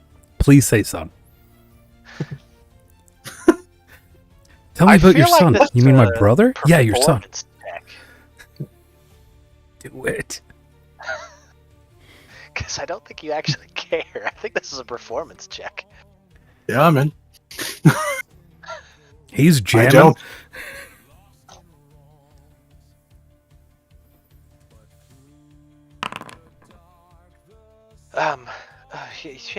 My brother, he's got black hair. His eyes are brown.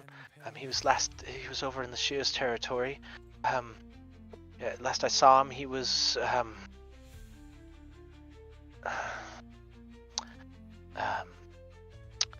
he was at the one place that I'm drawing a blank on the name of. Gotta click on it on the map because I don't remember where I put it. He is at... Last I saw him, he was at the Enchanted... But... Oh, the Enchanted Forge. Yeah. Shears territory, you know, that place they sometimes give out free... Twaddle and Consternation, they make lots of stuff there. Sometimes they give out free toys. It's the last place I saw him. Are you really gonna go look for him? Absolutely, and give him a thumbs up. Okay, can we go now? No. But We have to prepare to scout out first. This is all strategy, don't you worry. But I'll make sure he gets home. I'm going to pat him on the head and walk away. you didn't even ask for my brother's name. Black hair, brown eyes, got it. That's why it's a 21. I said brown eyes, but okay. Anyway, That's what I wrote down. I just said it wrong. Brown hair, black eyes. all right. We'll come back to Grungle and Vajra, Smallhofer, and Jammin. You guys make it. I think you take the trolley. Jammin forks out some of the extra money and just pays for you guys to get there, so you're fine. It's a cheap ride. It's not even a silver. And you get over to the... Excuse me, jeez. And she starts to lead you to an area past the different parks. So she goes past the Botanical, because she kind of lives over by there, past Iron Pit Hall, past the Lantern House, and then she kind of lives near-ish the White Palace Zoo. And then she takes you to her estate, which isn't on the outskirts of the first core. It's kind of in the middle. She's in the 10 Bars, which is where she lives, which is normally not a residential area. But yeah, she gets to her area. There's this tall building. It's not a massive tower like the other ones, but it still goes up about 6 stories. And she Well, this is my place. Wait, I got the voice wrong. Aye, this is my place, and my voice. Aye. So, how do I reach you all? And, Vajra, how what if I find out God something damn it. about? What if I find something about the boogies? How should I get a hold of you? TT. Send a messenger to the first core, and I'll. Is there like roughly streets? Second core, you mean? So yeah, second core. Is there like streets, or is it like only divided into areas? In the boundary, there are streets. Everywhere else, it kind of falls apart. Sorry. Damn it. I was excited. Exactly. So would I be able to give her like a rough location of where the? Oh no, I'm brain's drawing a blank. GK's gang. It's Crescent Oh, the Moon. Crescent Moons. You want to send her to the Crescent Moons? Send a messenger to the Crescent Moons. Ask for GK, and GK will get the message to me. Oh. All right. I guess I can work. That's the No easiest way. All right. It's probably the easiest way and most safe way. Well, do you have a house? Or an apartment? Oh crap! Where did I live? I don't remember whether it was in the first or second core. It was the third core at one point because you're military, I isn't thought it? you lived in the third core because you were. Oh yeah, third core. But you quit. Yeah, that's the thing. Do I still have the house? I would assume so. Unless you wanted to move to the second core, you made Nope. decent money. Nope, we're good. Okay. All We're right. good staying in the third core. I'll also give her my address. Oh, good. Thank you. And as she says that, she pauses for a second. Oh, Yeah, She looks down. Vajra is socially inept, if you couldn't tell. 100%. I love it. Cold-blooded. I will say that she down at Smallhofer, stammering at the moment and just kind of interested in what's happening and just staring at Jammin. Yeah, I'll find you. Don't worry. I'll let you know.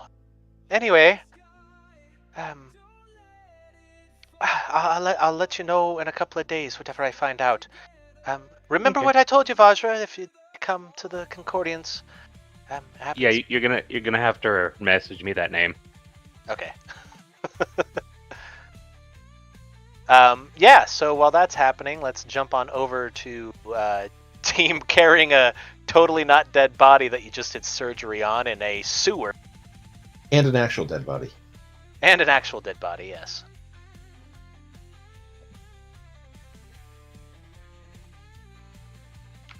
I think. Yeah. You guys get past all this stuff. You see all these things happening, everything being ready for this gang war that's coming up. You get to, again, into your secret sewer base. So you go back into the sewers on this side of stuff. You get past all the stuff that's happening over there. And, Seems like it would be more efficient if we just stayed underground. Yeah, probably. You get there, and you see a few things. Gronklecon, do you let Leroux in? Because you've been kind of cagey about it with the other members. LaRue's already been down there with Gaston, I think. Not with Gaston. No, but you're with, right. We did go down there once before. Yeah, sorry. I'm just looking for it in my notes for her name. Vixra. Oh, okay. The ex Ember Guard. The crazy Ember Yes, Guard. you took her down. So yeah, I would take him down because he was already down there once. Okay. Yeah. Yeah, so you guys are down there. Sewer looks the same. I'm not going to switch the map for now because it's just a Yeah, quick yeah. thing. We feed Welcome the... back. There's- Welcome back. We feed Yeah, the what meat? graffiti monster with the dead body, or at least throw. Or That's why yeah. you had me carry this. Well, yeah, we got to feed at least one a week, and it's been a little while, a couple of days since we fed it. So I just want to make sure everybody's safe down here. That's all. Before you feed Breed it, rabbits. you see Dr. Wolf. Wait. All right. If you're gonna feed it, great work. It's great work, Uncle Con. But if we're gonna feed it, we're gonna need. I've noticed it likes certain organs a bit more. Do you mind if I cut up this body real quick first and see which one it wants first? I don't mind. You can do whatever you need, but All I right, do good. have a question. Hold, stop. He's Tell me about already Taddy. digging into the body. No. I get in front of him. I'm like, wait, what's Taddy? Tell me about Taddy. Tatty. The boogeyman. Oh yes, he's the specimen. We captured him for a little bit, and then he got out again. He rapidly evolving boogeyman. Fuck. Yes, he was a boogie when he first got here. We still don't know how he got into the city. Just crazy. We caught him when he was a little boogie, experimented a little bit, did a couple of cultic ceremonies and such. I don't remember. That wasn't my thing. That was what was that? That was Nigel Graves was mostly dealing with that. I don't remember the exact experiment. But anyway, we thought it was a key. We were able to use it to track down a bunch of the smiling people and joy rot, you know. But it didn't work. He escaped. This was months before the excuse me, I apparently drank too much tonight. The prison break. It was months before that. And well, oh yeah, we got little sightings of him. And within it was 3 weeks, I think. He already evolved into a bugaboo, which that's a lot. That's a lot. Yes. We saw some sightings of him. There's lots of rumors. Some said that he was in the botanical. Others said he was second. Some people said he was boundary. There's all sorts of things. Very terrifying boogeyman. But the rumor was that he evolved something beyond the boogeyman. That's what he was talking about. But who knows? Well, he's got Cassandra. You remember Cassandra? She said she worked with you. Well, oh yes, Jammin we said were she tracking worked with down Dewan Jr. and his the snake things that got in people's brains. you. I'll take out Dewan's teeth and be like, well, Dewan's dead. Dewan Jr. anyway. Oh, good. Yeah. Anyway, He was a problem. he's no longer Bit of a problem. creep. Huge creep. Like, dude, I know some creepy people. This guy tops them all. Easy. Fucking weirdo. Anyway, listen. He's dead, thank God. And I do not what the equivalent of what a Christian would do with the cross, but whatever pantheon god would make sense for killing the creeps. God be follow. Yeah, I'm down with that. And I'm like, listen, I need to find Taddy. Is there some way that you can help me do that? I mean, I can start to look into things, and he's looking at the dead body. And I'll give you more bodies. I kill people all the goddamn time. I'm not really the intel guy, though. Yeah, but you can work with Spy Victor, guy. and you have info on Taddy already. You can help Victor get the info, couldn't you? Come on. Experiments on him. Yeah, but now you don't have to go out and do field work anymore. You get to experiment all the time. You can do a little bit of info work, unless you want to come help me kill Taddy. If we could bring him alive, that'd be better, and then I can experiment on him. Well, you would have to come to do that, I'm sure. You're the wizard. I just got a big stick with a blade on the end. All right, Leroux, give him the body. Oh, also, this one here, she's paralyzed. She had one of those parasites in her. We did our best to save her because she was about to, fucking go crazy or whatever. I don't know if that's valuable for you. Don't kill her. It's not her fault. Well, let me pull up my character sheet. And do Yeah, a you're gonna medicine check. fucking kill her. For Goddamn. those of you who forgot what Dr. Wolf looks like, that's Dr. Wolf. Yeah, that's what he looks like now. True. Does he let's- just doctor in a suit of armor? Yes. If a That's what he doctor used to came look in like. wearing armor, Put I'd his be old very picture concerned. up. This is what No, he he looked. was stuck in the he was stuck in the gladiatorial pits for a while. He still needs a few more days to go back to normal. All right. His old picture's in the chat too. You can look at that. All right. He rolls very well. Well, you two just brought her here after a surgery. Well, yeah, we didn't Move do a aside, good surgery. Move aside. And I don't drop her. Jeez. I just hand him the gurney thing. The what did you call it again, Rob? Is it Trevois? Yeah, Trevois. I think that's what it is. Yeah, he pushes you aside and he starts instantly forgetting all of the other experiments he's doing with the dead body and just starts going to work to save this life. Yeah. What else are you guys doing before we jump over to the other?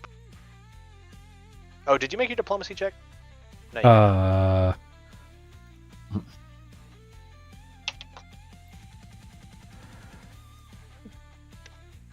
You can't help me, can you? I'm assuming. Leroux. Me or Emmett? Leroux. Yeah. Roll 8.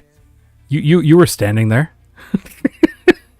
I'm just glaring. I just making people uncomfortable, Yeah. which is a that's an famously 8. effective aiding technique So that's a +1 aid anyway. in a different way than a Smallhofer is. Bam. 31. Well, Rude. despite your inability to actually provide anyone with medical attention, don't do this again, Yeah, I'll please. come and help you. Hold on. I can tell you what I do know. Just give me 2 Boogeymen, they come seconds, from okay? the first world, and they tend to flock to Bye. thick areas. Their home territory in the first world Yeah, I was just saying. is more jungly, actually. A lot more trees and darkness, away from the sun. A lot more places to hide. A lot more problems to cause. If you don't have any leads, I would recommend looking at one of the parks, maybe, or maybe the zoo. That would be my guess. Well, we'll start there. There's a whole war going on right now, though, and also, Oh, yeah, there's a bunch of shit going on right now. So we're gonna work on it. But if you could give us a hand with info or like something, that'd be dope. And I'll give him Going finger guns and be like, "Is there any liquor down here?" as far as I know, Victor says there's not, but if you ask me, I think he's been hitting the bottle pretty hard recently. I think he has a secret stash somewhere. I slam in and I go, "Victor, I need that liquor. I'll buy you some more tomorrow." We're gonna swap over to the Yep. other group. Is there anything else you two are doing after Jammin was successfully able to get the address for Vajra and then told Smallhofer that she would call him, don't call her?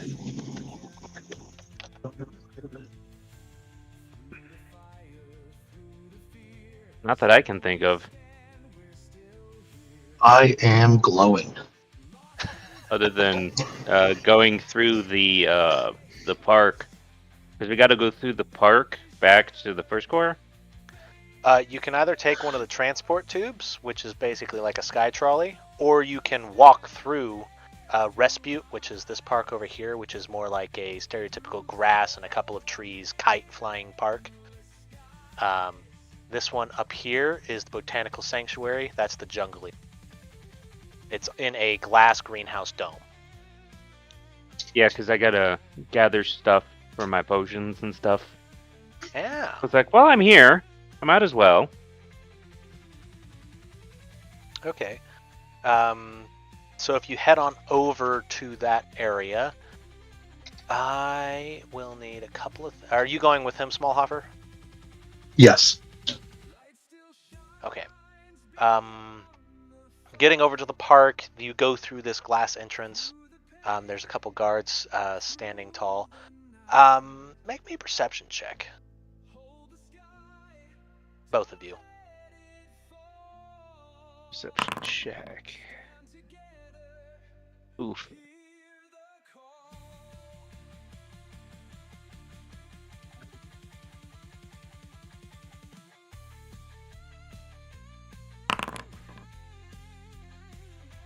There you go. Okay. So, Vajra, you notice that the guards here are a lot more taken care of. They're a lot more well put together than what you've seen in the Second Corps, which makes sense to you. You're used to the disparity between the groups, between the First Corps and the Second Corps. You used to be a cop. You used to work over in the First Corps a lot. You know that it's more strict. You're more looked on. There's a lot less corruption, but at the same time, it is a bunch of G-men who are very into what they do. Smallhofer, despite your glowing demeanor after meeting the greatest artist that you have ever had the pleasure of hearing in your life, That anyone has. Yes. And if you didn't know better, you'd think that she was flirting with you a little bit, but she was a little shy, and she thought that Vajra looked awkward, so she was taking her time to be nice to him. Yeah, absolutely, of course. That's You notice a couple of things. The first thing you notice as you're looking around and you think about that kid that show off, you notice that there's a couple of missing children's posters hanging out by this botanical area, all dated within the last. There's at least 6 missing kids, at least. There's probably more. You also notice a couple of the groundskeepers that go in and out, which are a mix of low-level druids and whispering around it. Since you critically success, this is why you get one. The little ones don't cry. The little ones, I don't cry. It's gotten quiet over the last month. Just silent. Shh. All we have to do is make our rounds on the outside. Stay on the edges. Don't want to go missing like the others. And then the last thing you critted, you notice some child-sized boot prints leading in and out of the botanical area. You could learn more about that, but you'd have to do a survival. Could I point this out to Vajra? Yeah, do it. This seems like the type of thing that perhaps a person looking for things in a park would be able to help me with. So, that stupid kid that was back there lost his brother. Some blueprints of kids going in and out of here. There's no chance we stumbled into this and we can kind of rescue this, loop back, let the kid know. Well, did Sorry, we say let Jammin know. where did the brother get lost at? It wasn't here. It was the forge, enchanted forge. Or Yeah, something. It was over in the Second Corps. But now knowing that they're having the problem here in the First is also very concerning. Yeah, maybe they got brought here and then look good, feel good. Jammin says I'm good, and then we move on.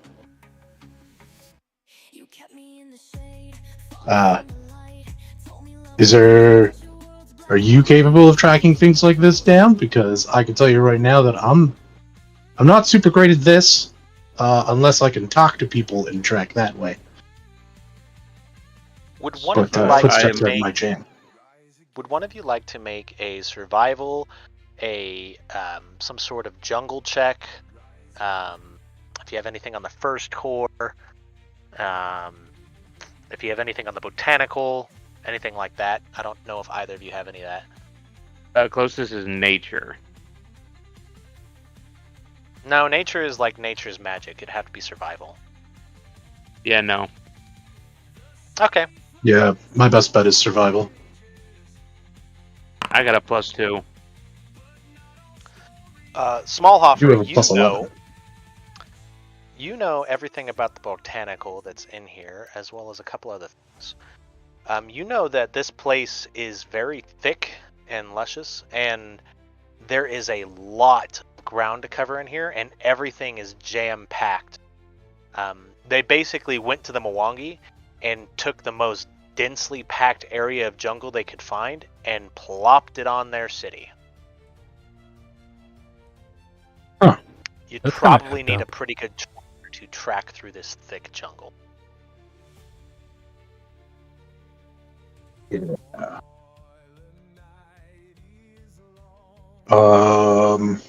seems like the type of thing that maybe we should bring to other people's attention. Who those people are? Maybe GK knows. He knows all about kidnappers. Fuck. Ah,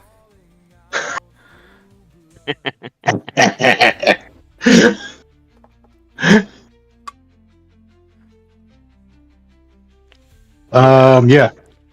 This doesn't seem like something we can handle right now. No. I just know where to go to get my stuff. Fair. As he is going around and collecting, is there any chance of just trying to do a quick parse of general area in case I get lucky? Yeah, you can do a survival check in here again and try to see if you find anything. Okay. Well, that number was about the highest I'm probably going to get, so. Well, there you Yep. go. It's pretty close to that. You notice that there is a small track. So there's a small, it's not quite a river, but it's definitely a stream of water. It's decent across. It's about 10 to 15 feet across. Magically circulated. However it's done in here, you don't really know because you're not a druid or something on how this artificial jungle works. But you do notice you can see more footprints in here. You see a combination. They're going up towards the northeast from where... I'll move you guys to where you find this. It goes to the northeast, and what you see, the river goes to about here, as far as you know. It might go further, it might go shorter, but while you're by it, you're able to see footprints. With what you rolled, you're able to notice a couple things. You see some small child-sized footprints that are imprinted very deep. These children, whoever they were, carrying something carrying the weight of a large adult, almost a Drahili adult size of weight because of how deep the prints are. You also see, instead of pairs of footprints, you see strange. They're not really footprints. They're like almost hoofs in sets of 3 instead of sets of 2, like most bipedal creatures would be. That's weird. This seems like a job for the authorities. Yeah, they're not gonna care. Gross. That's why I left. Oh. They might care since it's the first core. But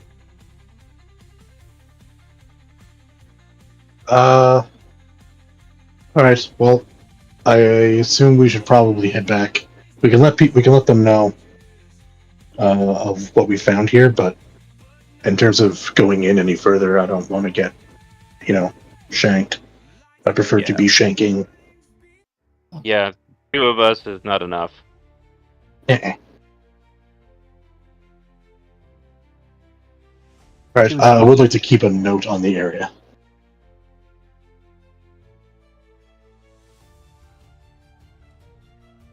All right, gentlemen. I'm paged out right now, so bye. what happened? Hmm? Oh, he said something about being paged out, and then said bye. Oh, like a pager. Because he's a cop. That makes sense. Gotcha. Fair enough. Well, Quick, give Taking ourselves the top. 5 million gold. When cops are getting pages, that means something bad's happening. Yeah. Yeah. Okay. Well, Right. you know, while we're all here, I'm gonna ask some weird, dumb questions, just because that's what I do. Unless you guys want to leave, it's up to you. With that warning, who could resist sticking around? That's fair. So Sorry, I'm not Rob, camera on, but I just you're in. Yeah. since you're answering me, tell me about your inspiration for making Gaston, sorry, not Gastoff, that's my characters, and Leroux.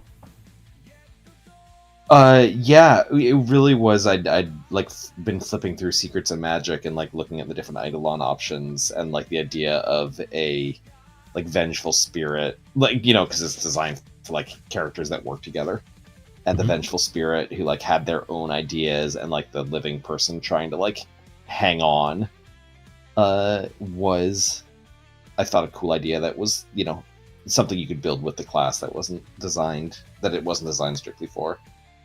And then Gaston didn't make it very long, and it turned out the vengeful spirit had more to say. So tell me about that change in character, in your opinion. Like, why did Emmett decide to allow Leroux to become a character? And I know there's like the ghost archetype that you kind of modified a little bit so that it works, but like, tell me about that process. He's going to be back in 5 minutes, so we're just going to fill time. Yeah. It was, I mean, he was giving me lots of leeway about like what the next character was going to be after Gaston bit the bucket, but I, felt like there was more to that story, and so I was thinking like that was kind of a cool way to be able to keep it going, kind of with respecting what happened in the story, like without saying that Gaston didn't really die. That's also fair. I'm curious if anyone has picked up on the names Gaston and Leroux, the inspiration for those. But that's a bit of a... I know I don't directly pick it up, so tell me about that a little bit, just really quick, and then I want to ask Nate about Vajra. Yeah. I'll say it's a bit of an Easter egg, so I'll let somebody discover it on their own. Rather than Is it something to do in the story that's already happened, or outside of the story? It's a reference to the real world. Oh, okay. Just something in the real Gaston world. and Leroux. It's not a reference to anything 9/11, is it? No. Okay. I was going to say, because I have no clue.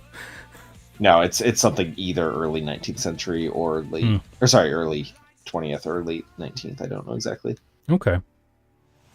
Although I want to keep it going, Emmett just said he'd be back in 5, so I am going to quickly ask Nate, why did you decide on Vajra, and where did your inspiration for him as a character come from? You can say that whatever you want, really, but... I decided I wanted to play a champion, and then I was looking around like, what would be fun to play? So and then I stumbled upon the Naji. And so they're, what is it? They're a historical Naga. Yep. And then I looked at like historical Naga, and that led me to Indian folklore, like out of the continent of India. Yep. And Vajra was one of the names that was stated in there. Oh, okay. I was like, that's a cool name. So you got some India inspiration for Vajra, and you wanted to play a champion.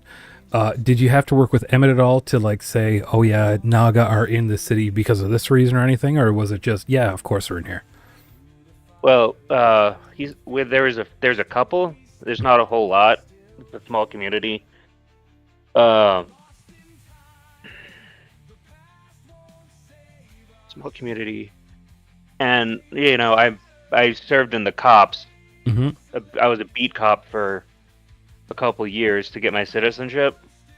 Oh, okay. And then my brother got addicted to Mamiya and died.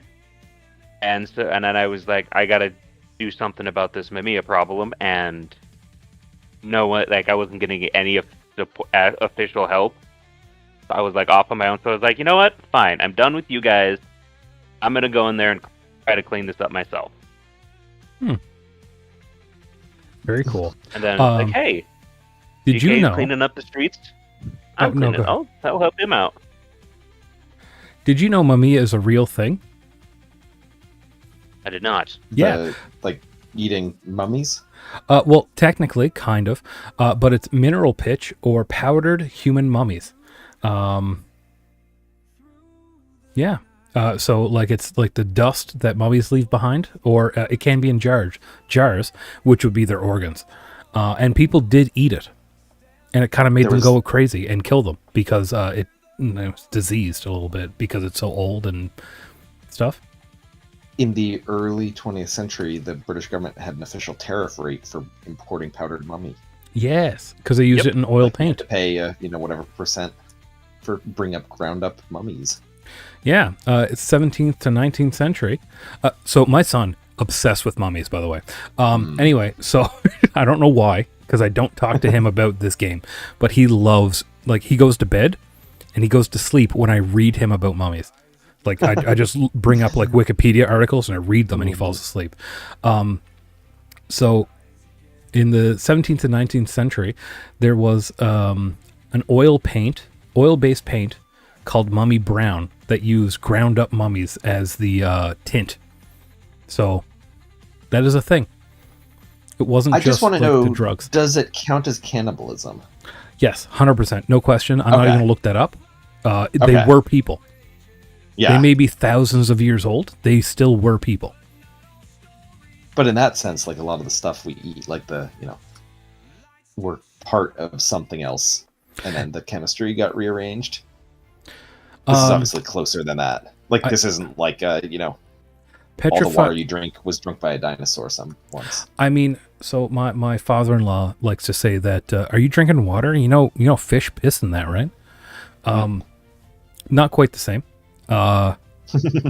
Because mummified humans still have human DNA attached to them, and we can trace that DNA back because at a certain point, fun fact, the pharaohs of Egypt had more or less percentage of sub-Saharan African DNA in them. So like the early intermediate era, they had almost 0%, and then after the intermediate era, they had something above 17 to 23% of sub-Saharan African DNA, which is just a cool fact because people move around a whole bunch. But the fact that we can still get that means it's still a person, in my opinion. So let's go with a fun fact. Why did you not choose a kinesist for the fire ghost? Mostly because I've played a kineticist and I haven't played an exemplar, and it looked cool and it looked like a neat way to build the class fantasy. That's very cool. Very good. Why? What is your archetype, Nate? Yeah, it's champion. It's no archetype. This. Oh, archetype. You gotta go over here and look. Is it medic again? Last one. Last one. Oh, okay. that's a good one. That's what. Last one dedication, and then at level 6 I have herbalist. Okay. So why herbalist? Because you were about to say it. Go ahead. I was able to get blessed one dedication because my 4th level class feat that I took was mercy of the body. Also is a dedication feat for blessed one. Oh, okay. So why herbalist dedication? Is he like trying to look for an organic counter or something to get rid of the Mamiya addiction? Yeah, because if you know, like in real world, most medicines are derived from some obscure ass plant. Yes. So it's like he knows, oh, this plant's good for this plant's good for this. But I'm not like wholly dedicated like a druid or something would be. I'm kind of more dabbling. Fair. Well, Emmett's back. Welcome, Emmett. I did a little bit of a meta hysteria in the middle of this because you had got a page, which I respect. So we saw you were coming back, so I kept going. Yeah, I'm on a. It might be a page, it might not, so we'll see. So hopefully, I won't have to just run out of here, but we'll find out. I had to quickly shave and other stuff. So. Oh, you are clean shaven. Good job. Well, as I say that, keep doing your thing. Okay. Well, let's see. Leroux, obviously you are archetype. Well, you know what? Smallhofer. We did a whole session, Smallhofer, kind of meta hysteria. But tell me why you wanted to do exemplar. And don't just tell me because it's strong. Honestly, I just like the flavor of it. That's fair. I think it's cool. Yeah. Yeah. It's just the getting touched by god power or finding something that gives you an Turns out influence my of a aunt picked out, deity. So it was fun. Figure out in the schedule what is a good date for everybody. Bye. All right. See what? Good luck on it. So we'll just transfer this into like a half meta hysteria since we're all here and people have the time, Sure. if that's okay. Sure. Yeah. Cool. I did say Silk Song, but that's all right. Yeah. Well, you can play it while we're doing this. It's fine. I can't divide my attention, but that's fine. Well, I'll can you pause the game? I don't know. No, Okay. I'm not that hard up for time. Okay, that's fair. I'm joking. Hey, listen, I respect it, man. Mm. So, see, Mac, because that's your name on here. I'm going to call you that. I know I call you Chris most of the time, but anyway. Either We way. went with the Shadow Sheath because you want to do throwing weapons. But I do notice that you don't have... it's called Strong Throw, I believe it is. There's a reason you didn't I take actually that? get something. I get something similar through the exemplar. Oh, okay. I get plus 10 feet to my ranged with an exemplar feat. Oh, okay. So that's how I was able to keep going with the rogue feats and take different ones. All right. And where does Smallhofer get his exemplar spark from? Because I'll ask Rob where he gets his from in a minute, but where Sure. does Matt or Smallhofer get his from? I don't think that we specifically called out that Smallhofer knows where he's getting it from. Mm-hmm. I know that it's through the devotion to the protecting the arts type of deal, and more through that method. But in terms of Smallhofer knowing it, as far as Smallhofer knows, he found a really cool, sick sheath that seems to allow him to do all the things that he's been trying to do effectively, Mm-hmm. and scrounge together every piece of power you could possibly grab, because otherwise you will be killed. That is fair. That is the world that exists, honestly. So that makes sense. Right. So Rob, where does Leroux's spark come from? No pun intended. Hmm. So right, the exemplar, was kind of, the class was designed around the idea of the folk hero idea. So obviously the iconic is drawing a lot on, as far as I can tell, Disney's vision of Maui. I don't know enough Hawaiian mythology to tell if it's more than the Disney version or what. Or you could easily build Hercules or something with the classes designed. And so the idea of the folk hero, especially for the second core as it's designed, the firefighter who died saving people and then didn't give up even after that, was such a cool idea. And so specifically for the character, his spark, I think I'm hoping something that'll be kind of a little more revealed in the story about kind of how he died and how he didn't stop, or how he kept going. But it's around that, the the legends that the people in this shanty town would tell. Mm-hmm. The authority figure who didn't give up on them, kind of. Right. Because so many authority figures have given up on the second core. So that makes a lot of Exactly, sense. yeah. I like that. Nate, what about Vajra? He's a champion. Who does he champion? He champions Inori. Kind of an obscure choice. Mm-hmm. Tell me why. Well, it's because Inori is like a master of the self. You need to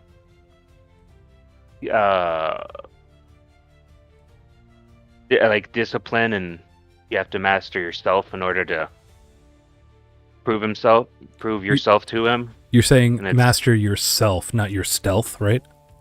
Yeah, yourself. Okay, because I was gonna say you failed Oh, at yeah. the mastering stealth thing, but Yeah. self, that's fair. Don't worry about it, I got your back with stealth. He was a You mortal. literally could be a that- master of stealth. He was a mortal that attained enlightenment and became a god. Oh, Mastery yes. of himself. Right. Okay. And so why does Vajra follow Iori? Is he trying to perfect himself, or does he just believe in the concept of that? Of like perfecting? He's trying to perfect himself. He's no illusions of him actually being able to do much with it, but he's trying. Okay. If given the opportunity, would he follow one of the archetypes that are like the path of perfection or whatever? I do not know of these archetypes. Let me just Give me a second here.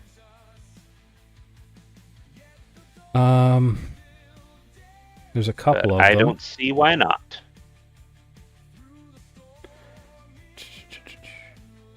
Heaven Seeker is one of them. You need to be a student of perfection dedication. I don't exactly know how you get student of perfection dedication. Let me see. It's probably a level 2 though.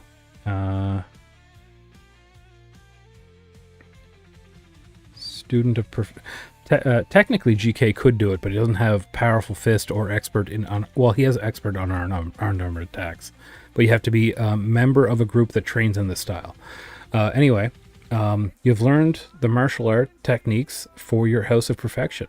You become trained in your choice of acrobatics or athletics and warfare lore. If you were already trained, you become an expert instead. You gain the Key Strike Monk class feat, which grants you the Key Strike key spell and a focus pool of 1 focus point, which you can recover using the refocus activity as a monk does. Your key spells from Student of Perfection are occult spells. Anyway, I'm just curious if that's something you would follow, because that flows into the Heaven Seeker, which is another version of like perfection combat. Is that something that you think Vajra would look into at all? Or do you think he wouldn't because that's more of a monk thing? That's more of a monk thing. He's very attached to his weapon. Fair. Now, there are monk polearms now, though.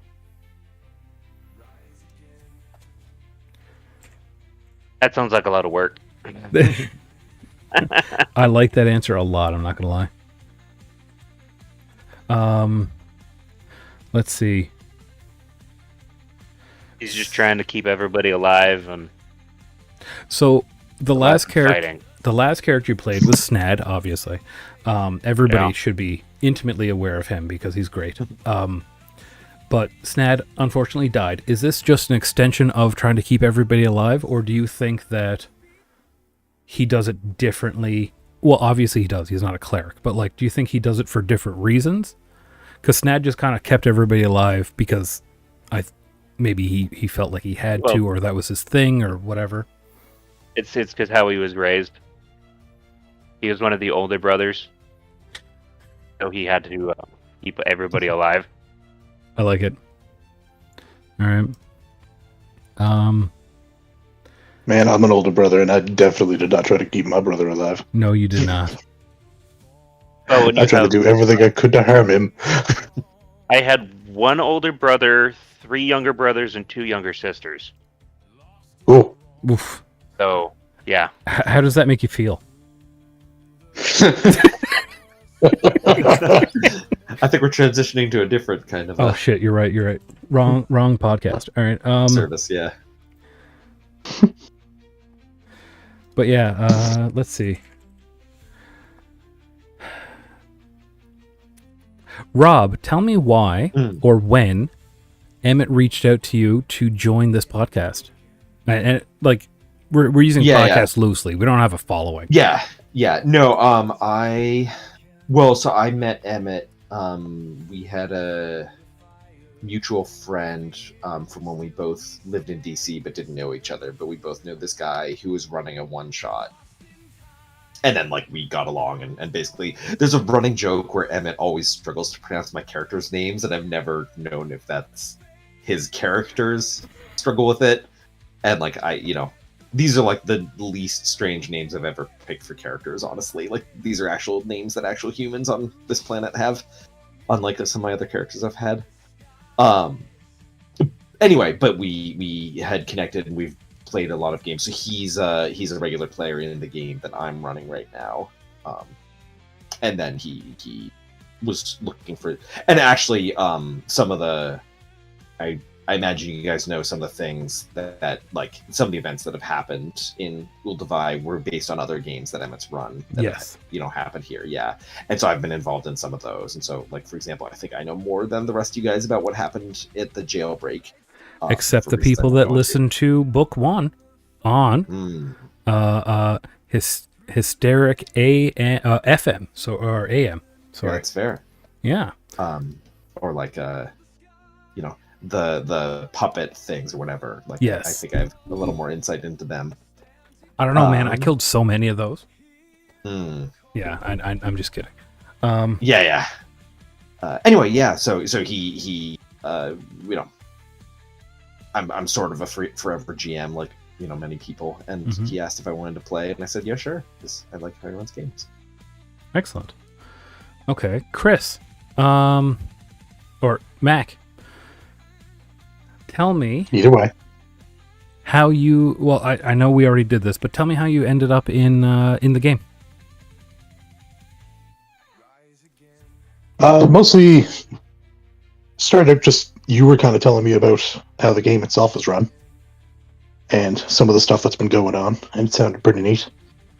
Ended up talking to Emmett a little bit about possibly coming in. I believe it was just supposed to be temporarily for a little thing, and then kind of just asked if I wanted to join in.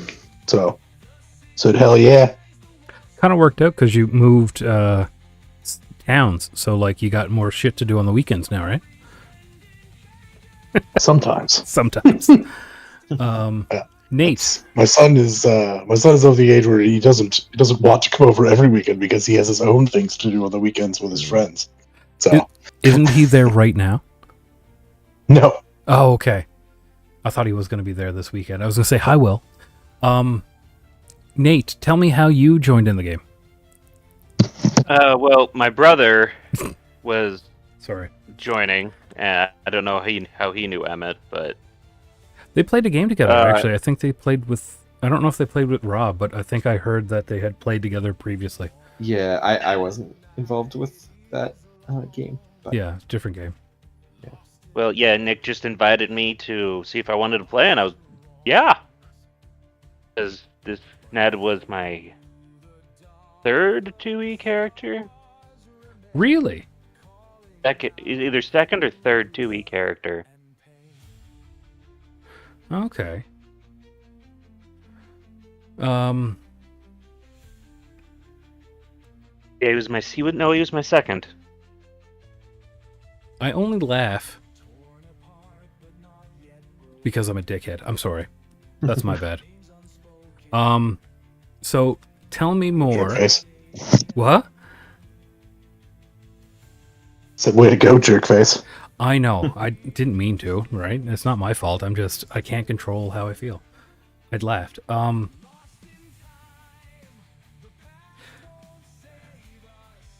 So Nikki also played an integral part in the game. Why don't you tell me about why you made the character you did that was kind of disassociated from Nikki's character?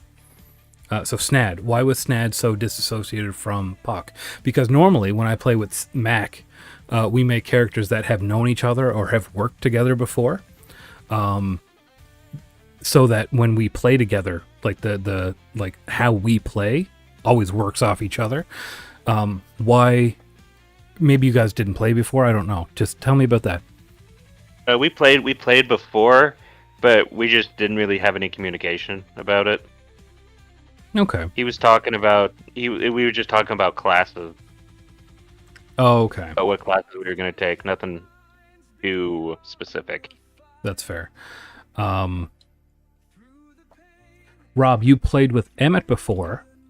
Mhm. Why did you pick the classes that you picked, aka Summoner and then Exemplar, knowing the kinds of games that Emmett runs because you played in his games before? And my understanding is Yeah. that he runs pretty brutal kind of games, obviously, because we have so many deaths already. Yeah. I think it's brutal, but it's also It's not like unfair. it's It's not unfair. it's not, and I think like thinking about like running it in Pathfinder versus some other systems, there's some interesting ideas there, but I think at least what makes it like an Emmett game to me, to the degree he's trademarked it, is like the rules system isn't what drives it very much. Like it's usually more about the mystery and like not knowing what's going on and the atmosphere and all these things, and I mean, Yep. I've played in games that it's run in other systems as well, and like that's kind of, I feel like, a common hallmark. And then like on the flip side, for the character classes in particular, I always want to know what everyone else is playing because I like want to like have a niche in the party kind of, and so in that way, the Exemplar is actually kind of funny that we're a fairly melee heavy group now with no spellcaster. And so like if anything were to happen to Leroux, maybe that's the direction I'd go in, but we'll see. That's fair. Let's take, mostly because I have to use the washroom, 5 minutes, but also I want you guys to ask, if possible, if you can't think of one, it's fine. Ask me questions about GK. And then after we do those questions, I'm going to come back with questions about not character creation ideas, not anything like that, but concepts of what you think is going on and why you think those things are happening. So I'll be back at 10. Not in 10. So it's 05 now. We're going to come back at 10. Or your time zone is plus 10 minutes. Well, my time zone is like plus 3 hours or something, but like we're going to come back in 5 minutes. Yeah. Yeah. Yes.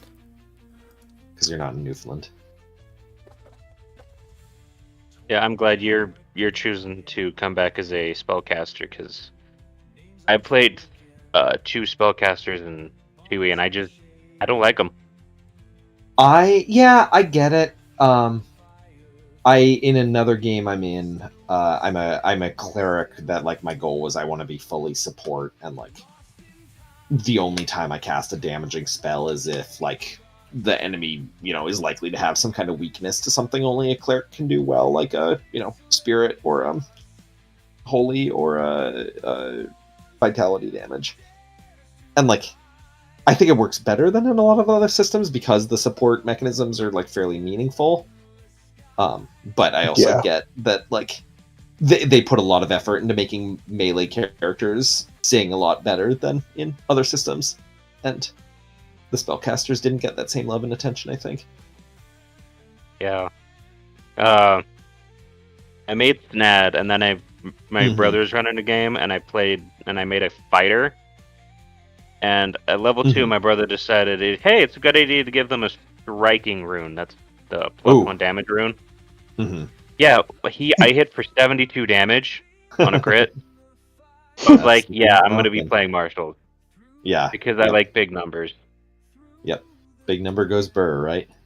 Yep. Absolutely. Yeah, I'm playing in another game with Eric there, and I'm playing an alchemist. Mm-hmm. and I was playing like pre-remaster Alchemist, Oh yeah. Yep. and it was we have fudged the rules quite a bit Mhm. to Yeah. make it a little bit more doable. Yeah. Yeah, we have a alchemist in my in the game I run, and there's been a lot of house ruling on trying to make, reward build choices that the system doesn't really. Yeah, I get it. They're trying to minimize the absolute nonsense that went on in first edition with that. Yeah. So completely understandable. But Yeah, the absolute nonsense of a complete non-caster that can turn off in a single opponent, almost guaranteed. Well, I played rounds. Yeah. I played a witch in first edition, and that was just like you fail one will save and you're out of the fight, whatever you are. yeah. That was a fun character. I think he's not likely to make a reappearance. I will say he is now an NPC in Emmett's World who's been captured by the Prince in Yellow. So if you ever see a half orc wearing yellow, run the other way. Noted. It's one of my favorite actions.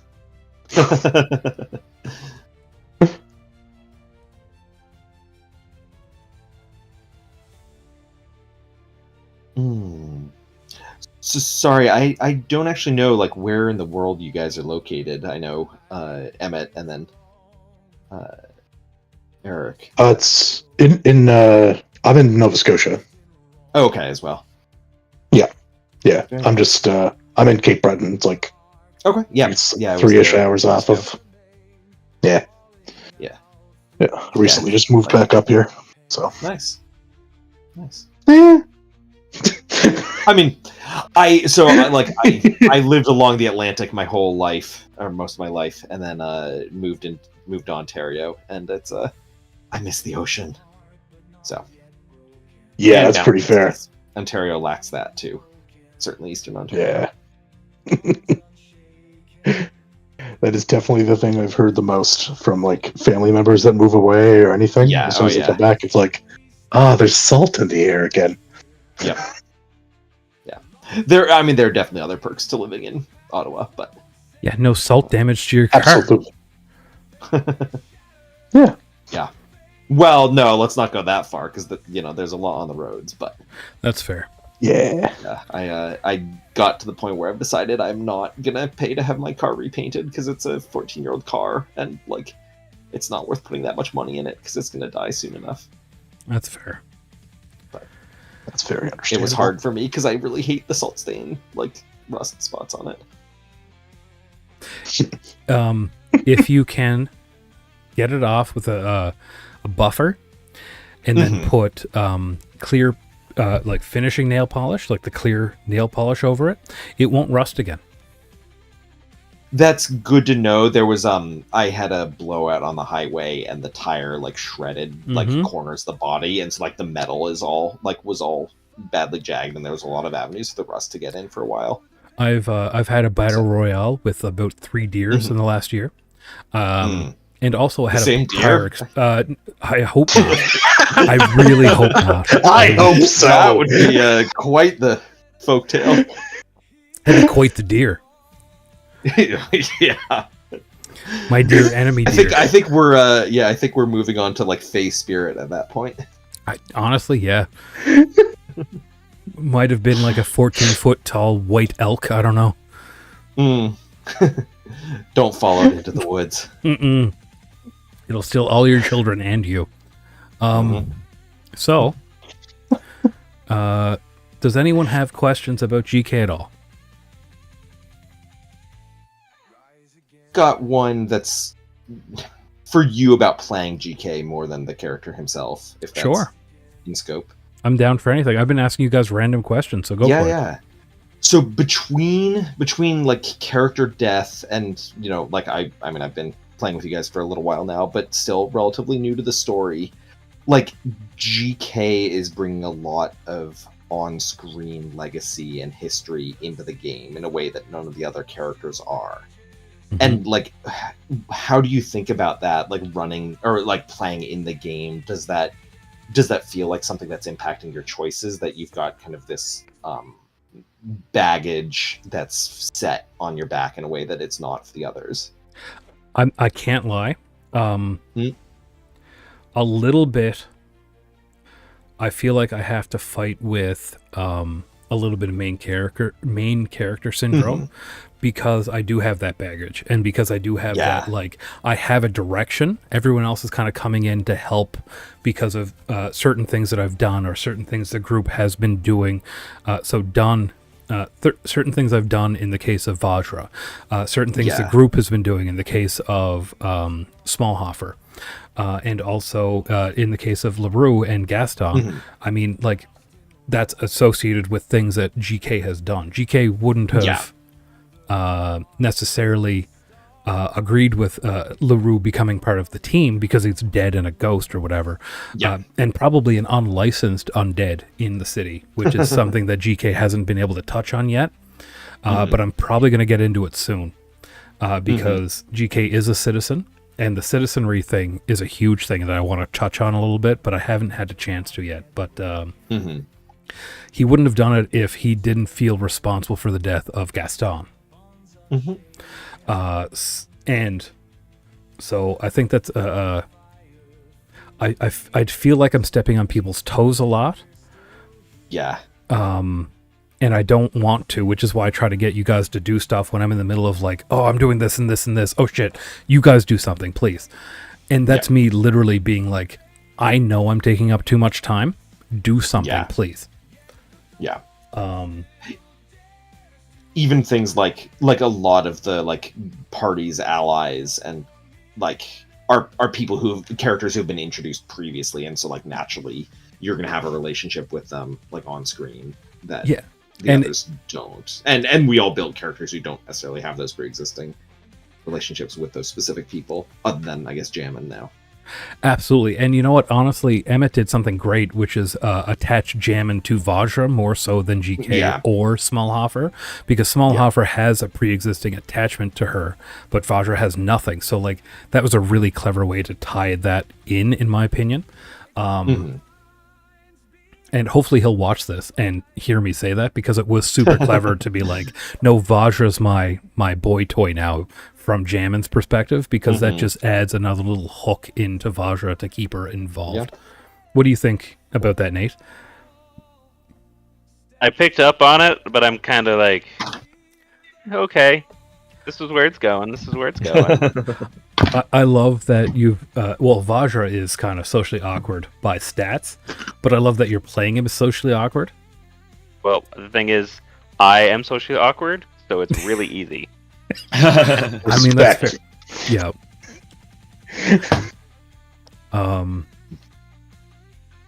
So, you know what? I'm gonna spotlight you, Nate. You've played with me the longest out of everybody here. What kind of question do you have for me? It can be anything. Not really. When did it's? How to phrase it? I don't sound kind of. No, be a dick. When did you decide that GK's mom was going to be addicted to Mamiya? When we did the 6-month skip. Okay, so it wasn't. It wasn't during our first session. It was first groups. Our second. Okay. First season, I just said that his mom and dad had worked with, were immigrants. They worked with the military or whatever for like the requisite amount of time to become a citizen, and then they just kind of became central to like their community. Like, you know, all those stories about like everyone goes there, like even the kids that don't have parents or whatever, they go there to like have community and family, and like they call them their cousins or nephews or whatever. Like that's the kind of vibe I went with originally. And then when we were having the 6-month thing and Puck had just died, and I felt like it was a really dark time for GK, I was like, well, what would make this even worse? Narratively. Well, if GK's mom was addicted to Mamiya, that would be fucking awful. And so I pitched that to Emmett, and he was like, yeah, okay, but your dad died trying to defend her from the drug dealers. And I was like, fuck, what do you mean? And he was like, no, that's what happened. And I was like, okay, all right. I guess my dad's dead. Great. He was like a community pillar as far as I knew. He's like, no, he's dead now. I was like, all right, cool. So. Oof.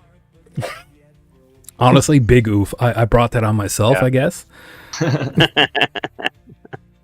But yeah, no, that happened on the run up to like book 2 or whatever you want to call this. In like he was asking me some questions, and I was like, you know what, fuck it, I'm gonna go hard. Same with he asked me to do a bunch of the underbelly stuff that kind of got mentioned in the stories that he was retelling of the first core. He had me write a short story about the how the sewers and stuff work. And also I wrote the backstory for how Rob's character died. Yeah. I don't know if you knew that, Rob, but I did that. I did not. Yeah. Oh, cool. Yeah. So You're a better writer than me.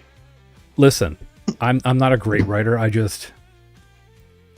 it a lot, and a lot of it's shitty. And there were a couple of versions of Rob's story that were garbage, and I just picked the best one. All right, Chris, your turn. The one with the the one with the old man. Yeah, the or- old man telling the story. That's yeah, the one I did. Yeah, that was you. Cool. Yeah. That's something I have to double check every time before we play, just because on the schedule it's not a character who stays in my head the same way. Yeah, Anyway. that's fair. Sorry, I got to bounce. Oh shit. Okay. Yeah, sorry. All right. See ya. Yeah. Bye. Well, let me see here. I was hoping to get more questions, but I guess I will ask. In Leroux's opinion, what's going on and what's important to him? I think so. Really, something I do want to play into more with Leroux is the ghost or the not a ghost thing. That like he doesn't form like memories and process things the way a living person would. And so, like, a lot of it is he's very fixated on something that happened around when he died, and not like a lot of the stuff now kind of doesn't matter. And he's latched on to people, you know, not quite the same way he latched on to Gaston, but similarly. And like he's supportive of them, but like none of this shit really matters except the way it connects to the past. Okay, And like so that's if like, you know, if I was talking to a human doing that, I would first of all say it's a really unhealthy way to process things. And Mhm. He's That's stuck. why He's he's- stuck in the past. yeah. So kind of because he's so obsessed with the way he died, that's why you were playing up like, okay, is this the person we're not supposed to kill? Kind of thing with Jammin? Yeah. I mean, it's kind of like you guys are making the choices around this. None of this really matters, but like this is something to do while I'm looking for other things, or like looking for clues around the things that are important to Leroux. And a lot of kind of what was driving Gaston, or how Leroux was driving Gaston, was related to that in a way that, you know, wasn't foregrounded. That's fair. Okay. Other than the general gist of it, Leroux's kind of focused on the fires and stuff, but we're not really focused on stuff with fires. How does that fit into his worldview at this point? So I think this is some world building things that are like outside of my, you know, above my pay grade per Yep. se.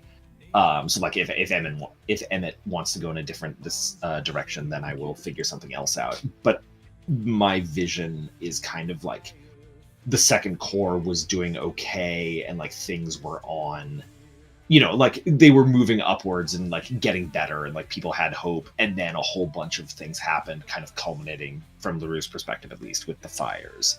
and then like coming back, and I don't know exactly how long he was not alive or not active after the fires, but like coming back and like everything's like total shithole, and like to him like something broke around then, and that's what he's trying to fix. Right. Okay, that makes a lot of sense. Nate, what do you think about Vajra? What's his perspective on what's going on and how it fits into his worldview?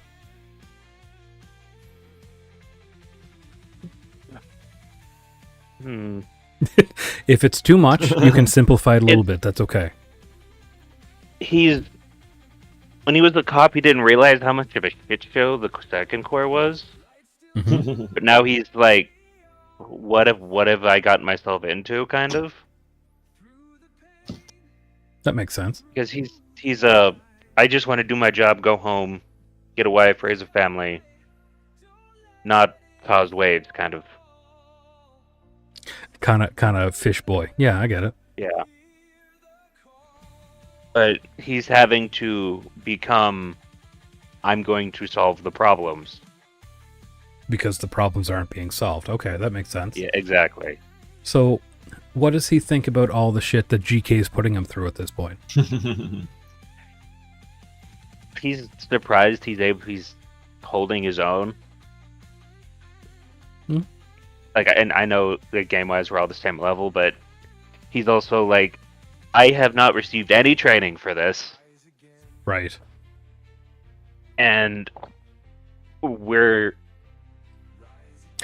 I'm haven't really had a close call That's true. since Vajra joined.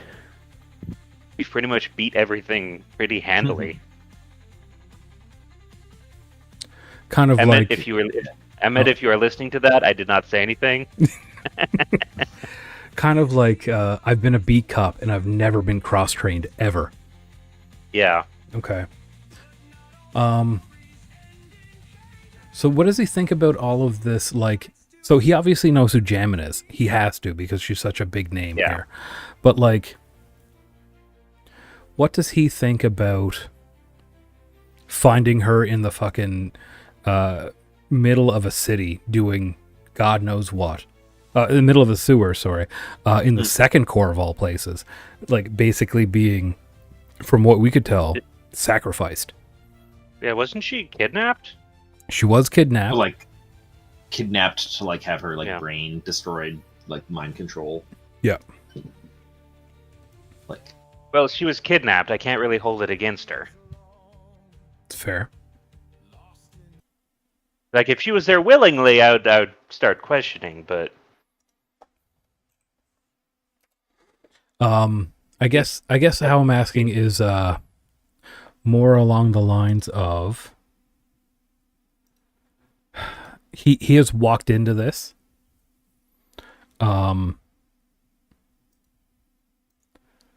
He has walked into this kind of trying to figure out what the hell's going on, I think. Like, I gotta save the town from Mamiya. All this other shit's happening. What the hell is this other shit? Yeah. How does he reconcile everything he's seen with the reality he thought that existed?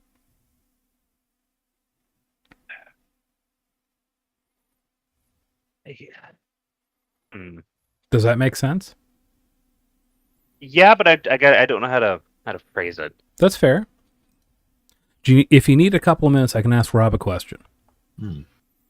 No, because then my brain will pretty skip on to whatever that is conversation's about. That's fair.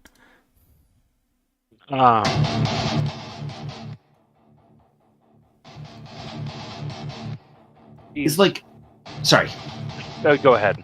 I was gonna ask like a side question that might be thinking about the same kind of idea, but I get a read that Vajra is fairly young. Like, obviously he had some experience in his job, but like he does kind of read as like out of his depth or like sheltered to me. And I don't know if that's how you're meaning to play him or if I'm just picking something up that's not there. It's not how I'm meaning to play him. It's how I am playing him, because that's kind of how I end up playing characters a lot. So. I mean, it's also like a good way to also, respond to a mystery kind of thing. Yeah. he doesn't have the experience in the world to be like, hey, this is not what's supposed to be happening. More of a, oh, this is what goes on under here. Like turn over the rock and all the bugs scatter. Mm-hmm. Didn't know the bugs were underneath the rock. Well, you know what? To build on that,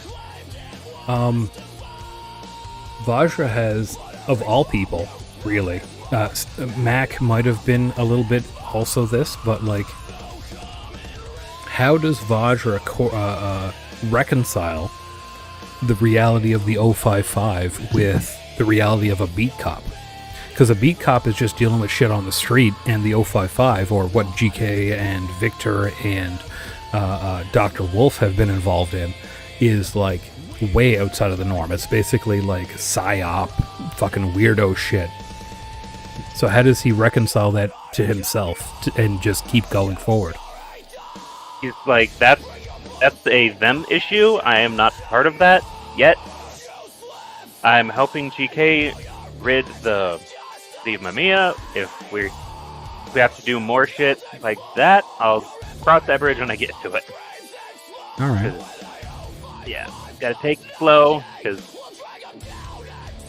going from, hey, the world, drugs are bad, and drugs and gangs are the worst thing, to like, hey, Cthulhu is kind of a shock to the system. Yeah, drugs lead to Cthulhu. I don't know if you knew this, but That's what the Satanic Panic was all about, guys. you know what? Honestly, I can see it now. Now it makes sense. I never got to ask you guys personally these questions on any of the meta hysterias that we've done. So, Rob, why don't you tell me about some of the history that you've had playing and existing within D&D or Pathfinder? Yeah, sure. I've been playing formally since, like, I think 6th grade. Somebody was walking around with the brand new, like, 3rd edition 3.0 player's handbook, and I asked him about it, and then, like, we started playing a game. But, like, when I was a kid, I don't know if anyone else did this, but, like, the way we'd play role-playing games is just, like, you'd talk. Like, there were no rules. It was just, like, you know, usually it was 2 people, and one person decides what happens, and then you say what you do. And I had this friend, Argus, that we'd play on the bus to school every day. Like, that way. And then, like, fairly soon after that, I started running my own game in 3rd edition, and then, you know, followed to 3.5. Went away to university around when 4th edition and Pathfinder came out, and so I didn't keep that up because I was playing mostly with my high school friends. And then wasn't doing a ton of role-playing games. Then the pandemic hit, and I wanted a way to, you know, stay in touch with people, something I could do on my computer, but, like, still hang out talking to people. And so I offered to run a game with some people, some friends. We did a 5th edition game, because that was the thing, the hotness at that point.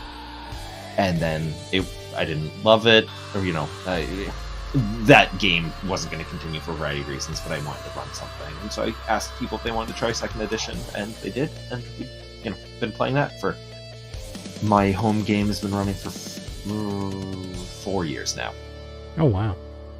Yeah. Very nice. Yeah. So,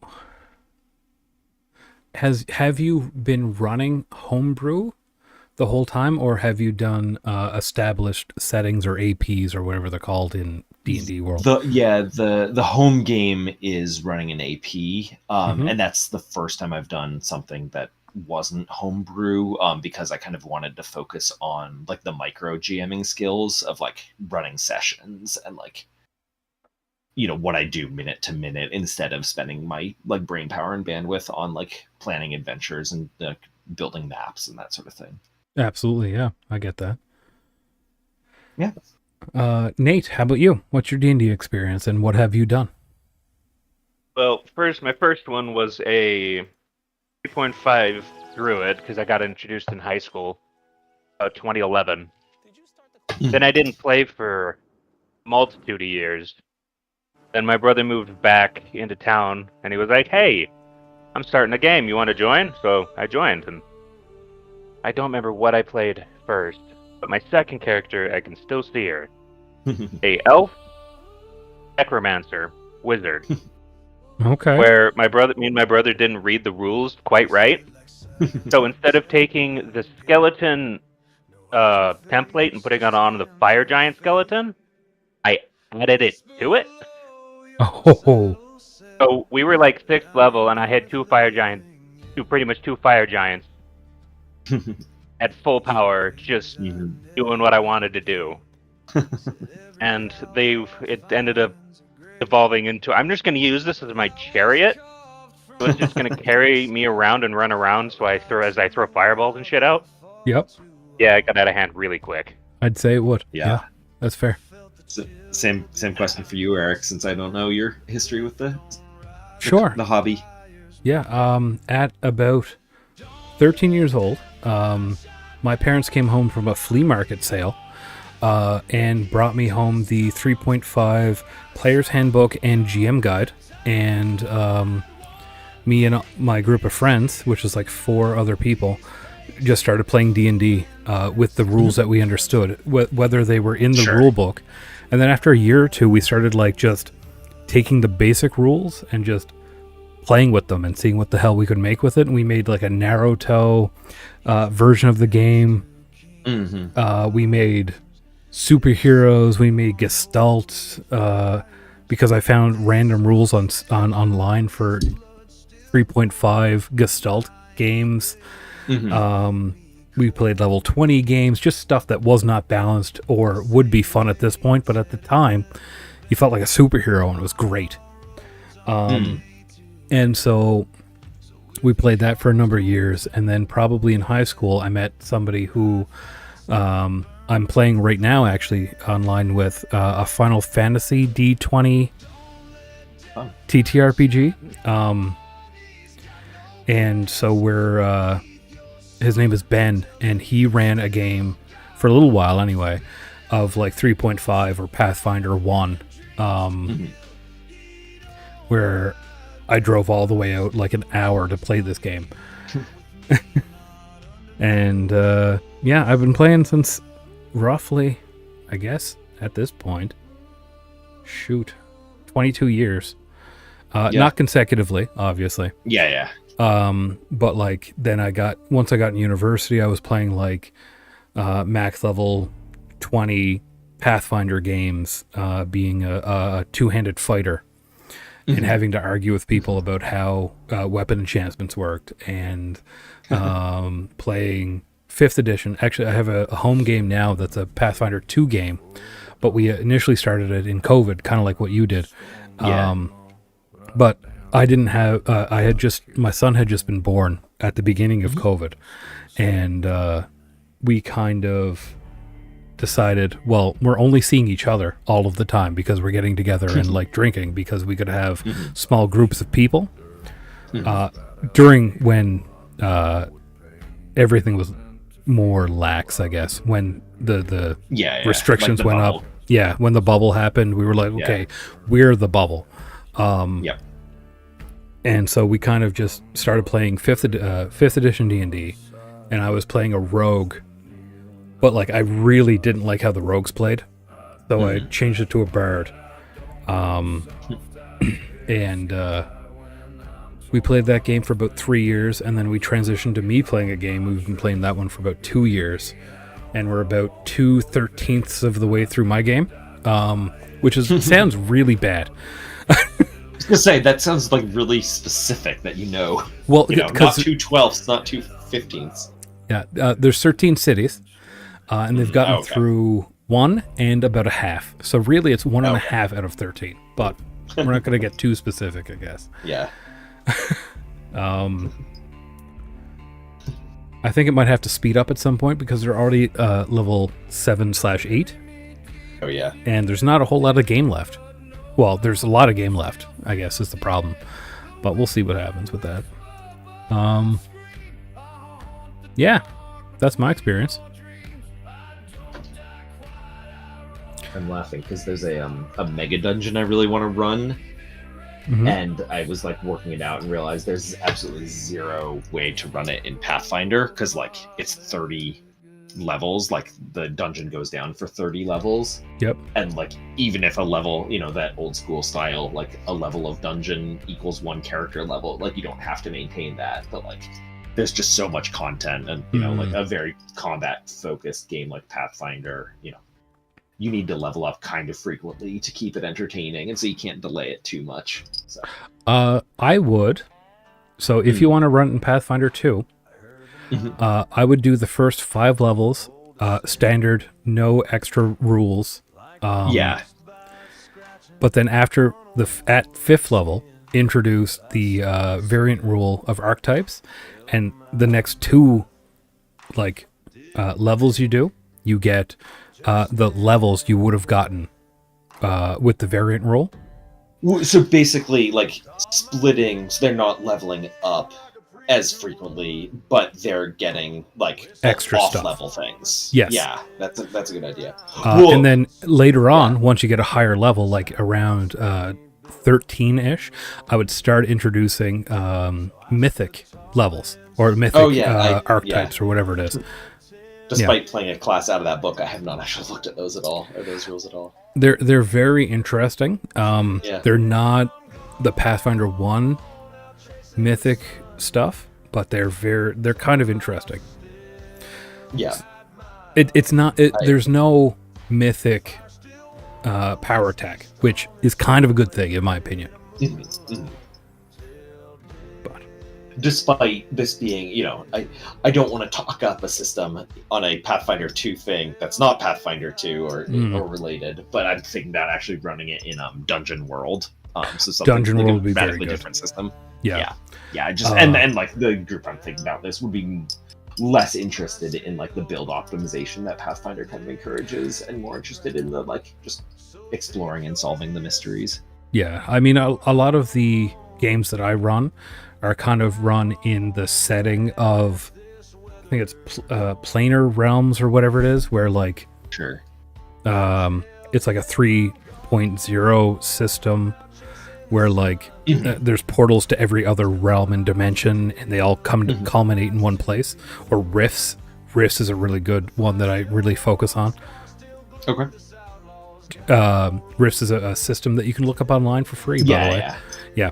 Nice. Super hard to understand as like to build a character, but the world is super cool.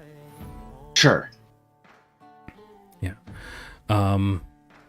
I've been working on the you can look the rules up for free. I've been working on with my teacher friends, like trying to, because like probably half of them play Dungeons and Dragons in some capacity. Yep. And so I've been like trying to evangelize, and like I've been running the beginner box for like sequentially different groups to evangelize Pathfinder, since it's the fact that like they release the rules, like they're totally fine with the rules being out there for free online is so great for like schools and like places where Honestly, you fabulous. can't either pirate stuff or expect kids to like buy $60 or whatever a player's handbook costs these days. Yeah, I really evangelize also for Pathfinder just because the rules are free. It may not be the best system that's ever been created, but it's free. Yep. You can't get better than that, especially I have some nephews that are playing D&D 5th edition, and they're trying to update to the new 2024 version of whatever. And they're like, yeah, it's just so expensive. And I'm like, hey, you should look at Pathfinder. They're like, oh, yeah, okay. Yeah. But yeah, what do you think about that, Nate? I will never go back to D&D again. Really? That free rules is such a big thing. You know what? Yeah, I get that.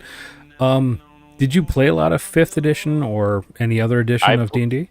I played a lot of 3.5, and then I played one game of 5th. Only one? It wasn't. It was one game. It wasn't one session. Mm-hmm. But was it a warlock? No, I'm kidding. No, it was a fighter. Oh, that's fair. That game fell apart for other reasons, but after I was like, the rules are like they're too simple and yet too complicated at the same time. It's weird. It is very weird, yeah. And then I found 2E, and then it's like, wait, what?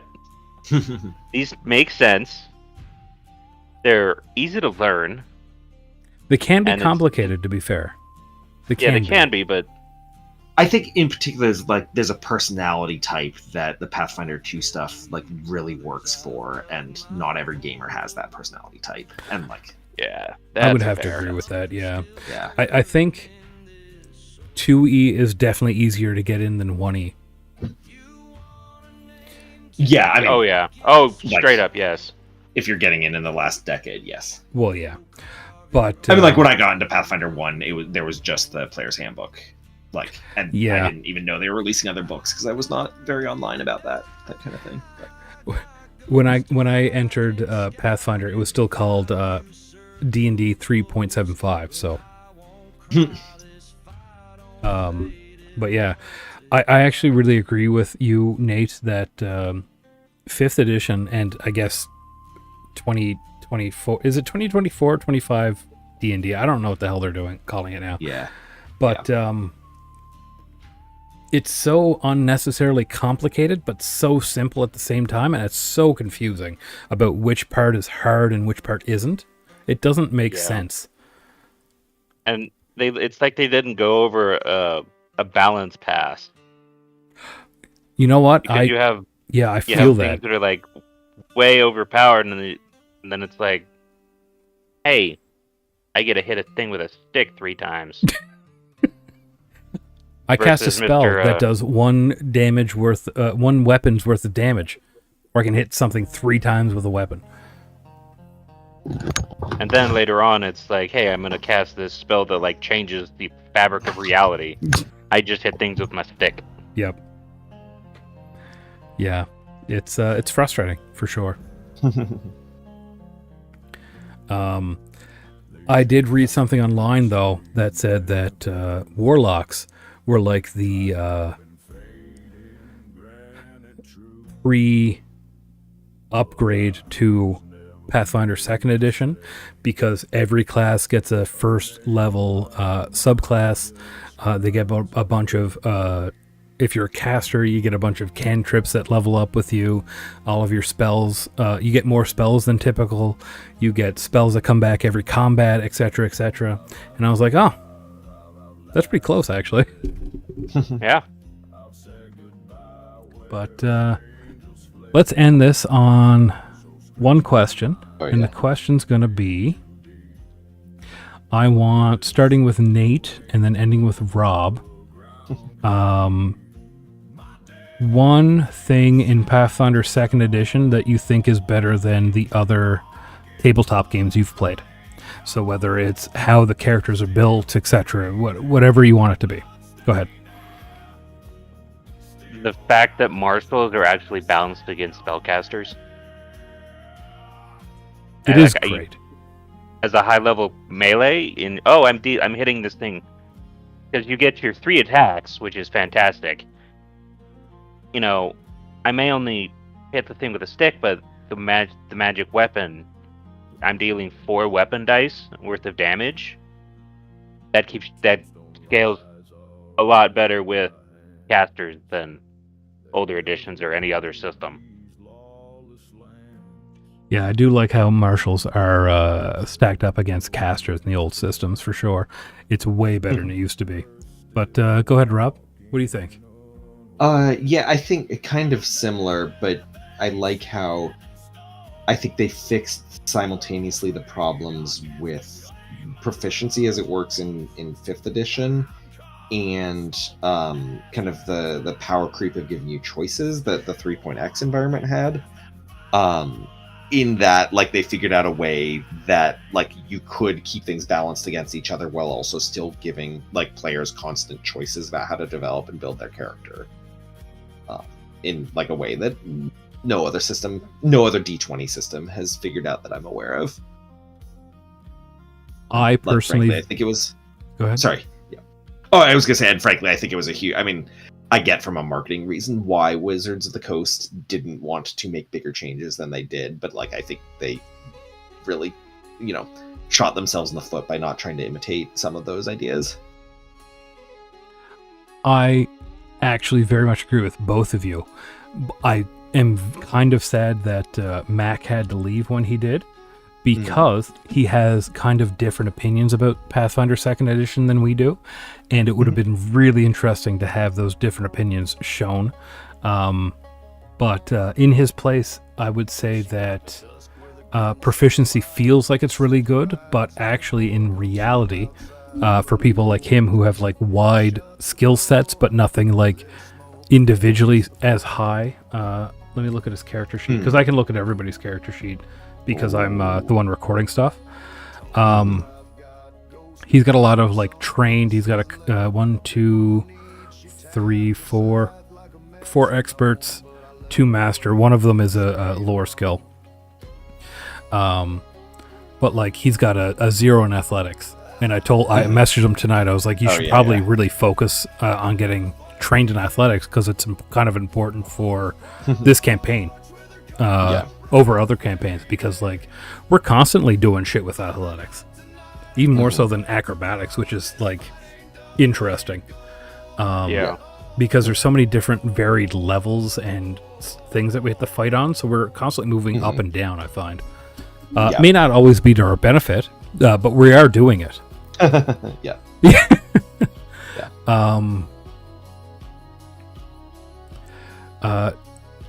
Do you guys, now hopefully Emmett doesn't listen this far in, do you guys ever look up some of the stuff that Emmett throws at us like I do?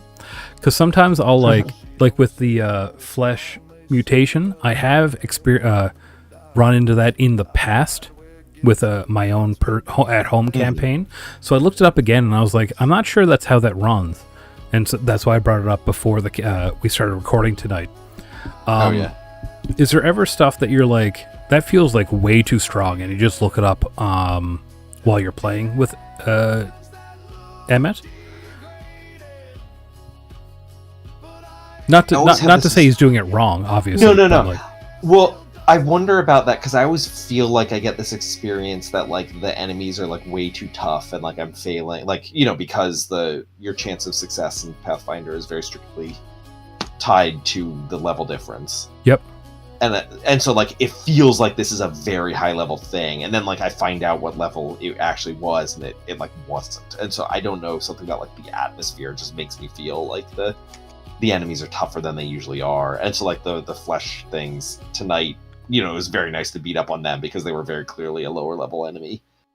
And at first they felt like a really strong enemy because they kept hitting us with their debuffs, I found. Yeah, I guess I didn't. I think having like high damage resistance means I am not all that scared from them, but yeah. That's fair. The only reason I survived is because I was resistant. I have damage reduction 3 to poison. Yes, yeah.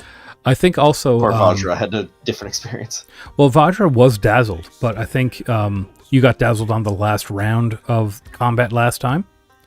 I think you would have maybe felt a little different if you were dazzled for longer, kind of like what Smallhofer was. Because when he said it was for 24 hours, I was like, well, when it happened to Rob, I was like, that feels really punishing. And that 2d4 persistent poison. Yeah, 6 persistent poison. That's character death. Yes, and I didn't look it up until after we stopped playing because I didn't want to like interrupt the flow, obviously.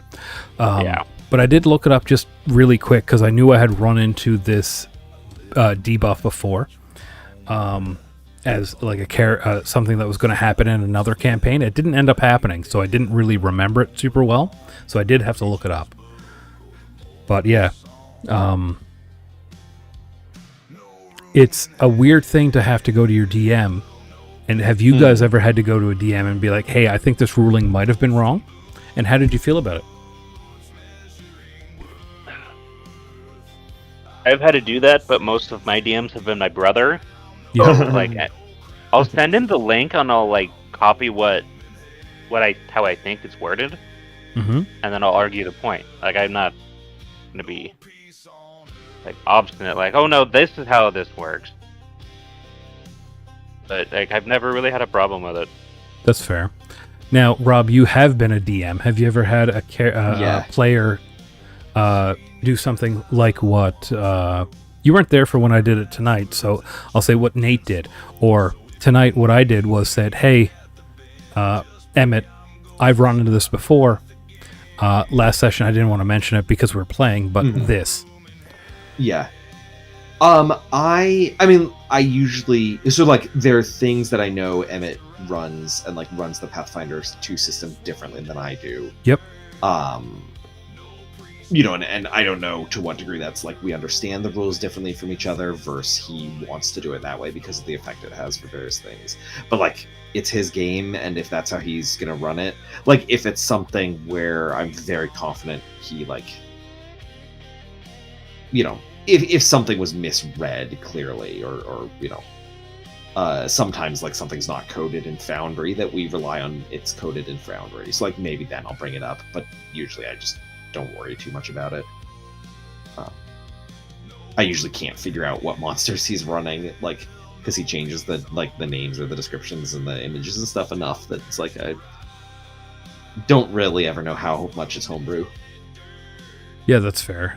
Have you ever had a player come up to you and do something similar and be like, "Hey, I think I know what you're running, and I think you might be interpreting it wrong or incorrectly or differently than what I would"? So on my end, I do a lot of tinkering with like. This is a whole big topic that it's too late at night to really go into more than a tiny bit. But like I do a lot of tinkering with the balance so that trying to not change the difficulty but change the play experience. Basically, I lower monster ACs and saves, and then increase their hit points so that the fight like lasts just as long, but people feel like they're like hitting the monster and doing stuff to it more regularly.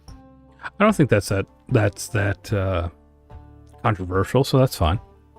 Sure. Well, yeah. But the question is how well I balance it, because we've had a couple of Emmett actually had a character die in my home game the other day, or 2 months ago now. But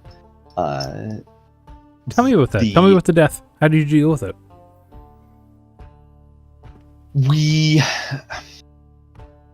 I have a thing, and I think you guys have seen enough of them in this game and elsewhere, that maybe you haven't seen it when I've been around, so I don't know how you deal with it, but I find haunts really hard in Pathfinder 2 because it's never clear when it's a haunt and it's using basically the trap rules, and when it's a creature that like has, you know, like incorporeal stuff or, you know, an animated thing. Yep. Anyway, so this was a creature that the party was treating as a haunt, and like I was trying to signal that like, you know, it's getting weaker, it's, you know, like trying to code that it was losing hit points when they were doing things that they weren't picking up on. Right. And then it basically, they stayed in the danger zone too long without neutralizing it, and his character died. And then, they were basically kind of in the middle of a dungeon, and so figuring out how his character could come in, so that he could keep playing, and that like I didn't have to rebalance everything for a smaller party until they could rejoin him was fun. But have you now? I'm going to say something that's actually kind of controversial in the TTRPG world, in the sense of you're also a player if you're a DM. Did you at any point, now I'm going to sound really judgmental, I'm not meaning to do it because I can't really word it differently. Did you at some point during the, like, while you were worrying and trying to signal to them that it's a monster, just straight up say, hey, this may not be a haunt? Like, your characters are experienced enough to know that maybe this is a monster instead of a haunt?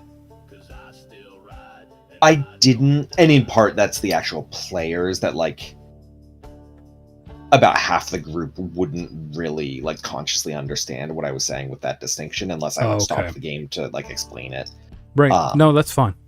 Yeah. Like I, and for me, like I've wondered about that, and like in previous times when they've had it before, like I've like usually the reverse problem has been more common where they treat a haunt like a monster, and so I have to like spell out very clearly that like if you succeeded a thievery check to move this gem, the whole thing's going to stop. Right. Yeah. And Yeah. like yeah. have to be very explicit with that. And here I think I wasn't prepared for them to be confused by it because it was a creature, which is normally how they treat them. So that was that makes a lot there of was some sense. jamming, Monday morning quarterbacking on that, I think. But For sure. I mean, players are going to do what players do regardless, but I think it's also important to try to remember, and this isn't a critique, obviously, but to remember that the game is also you're also playing the game, whether you're leading everyone or not. And if it's not the way you want things to go, you can just... I constantly tell my players, I'm like, hey, this is what I intended. You guys obviously aren't picking that up. I don't want you to all die. Here's the hint. yeah, It's a monster, not a thing. But that's also because I play even more aggressively than Emmett does. So, like, yeah, I've had... I think I've played for... I was saying that I played for 3 years. I've had, like, 2.5 character deaths. Again, which is big for Pathfinder 2e, because character deaths are a big thing. yeah. So... Yeah, I think this was the second... Okay. This was the second character death in this game. Mm-hmm. The 4-year home game. But we have had... The first time, actually, we really struggled with the difference between a haunt and a creature. The session ended in a TPK. And everyone kind of had a sour taste in their mouth after that. And so I talked to them, and we decided basically, like, now knowing what the confusion was and how, like, they were making bad choices because they didn't understand that the rules weren't what they thought they were. We basically ran that combat back and did it again, like, knowing what they did, because, like, nobody really felt like either ending the story or finding something else there. And like, that's something that I know not every group would do. I really respect that a lot, actually, because I have done something kind of similar, not to that extent, but I've offered it to my players that they get one do-over per campaign. For an entire combat. So if they get a TPK, they can, like, kind of roll it back if they want to, but I respect the opportunity that you gave them as a player. And then similarly, like, there was another incident where they were, like, inches away from a TPK, and then they managed to escape, and, like, I was not, like, basically I rolled badly, they rolled well, and, like, I was very surprised that they managed to make it out.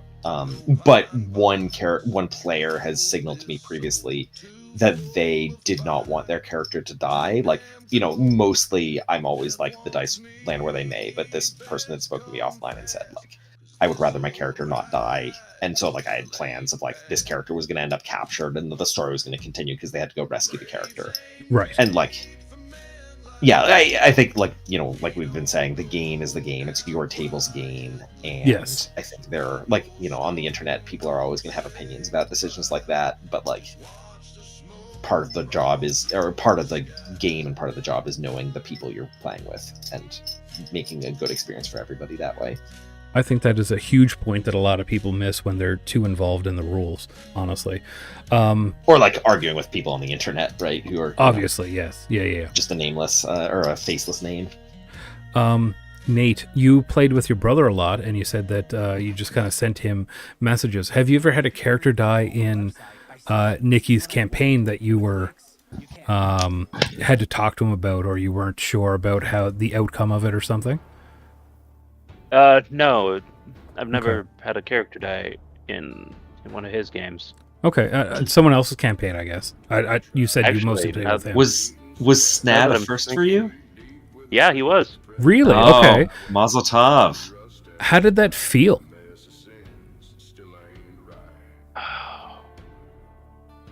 Well, I was stunned there for a while. Yeah. I was like, that just happened. Because I know And me it as a did. player and as GK, I was stunned as well. Yeah, for sure.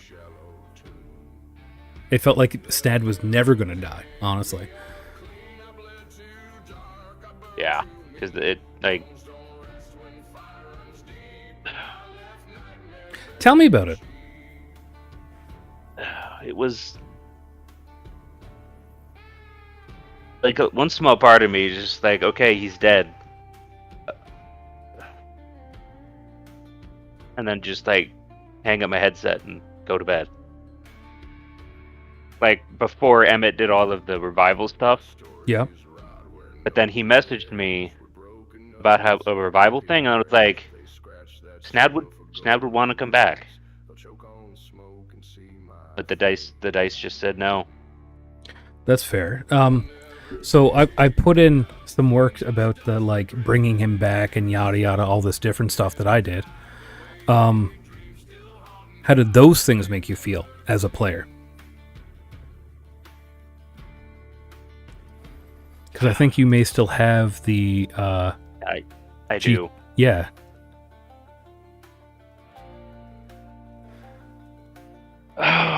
like he was part of the world instead of just a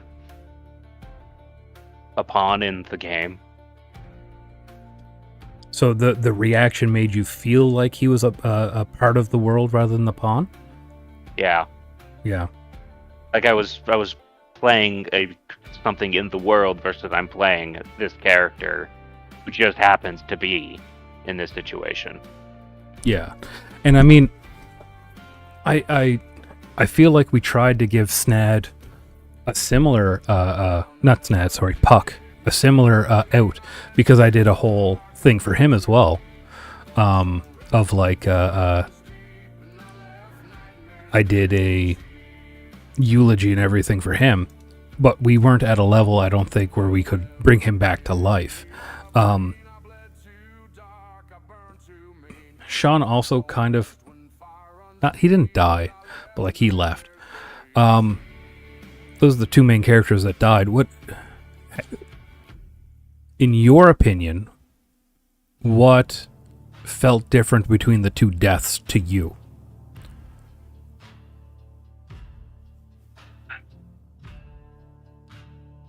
Well, when Puck died, it was like it just was bad rolls. It just Mm-hmm.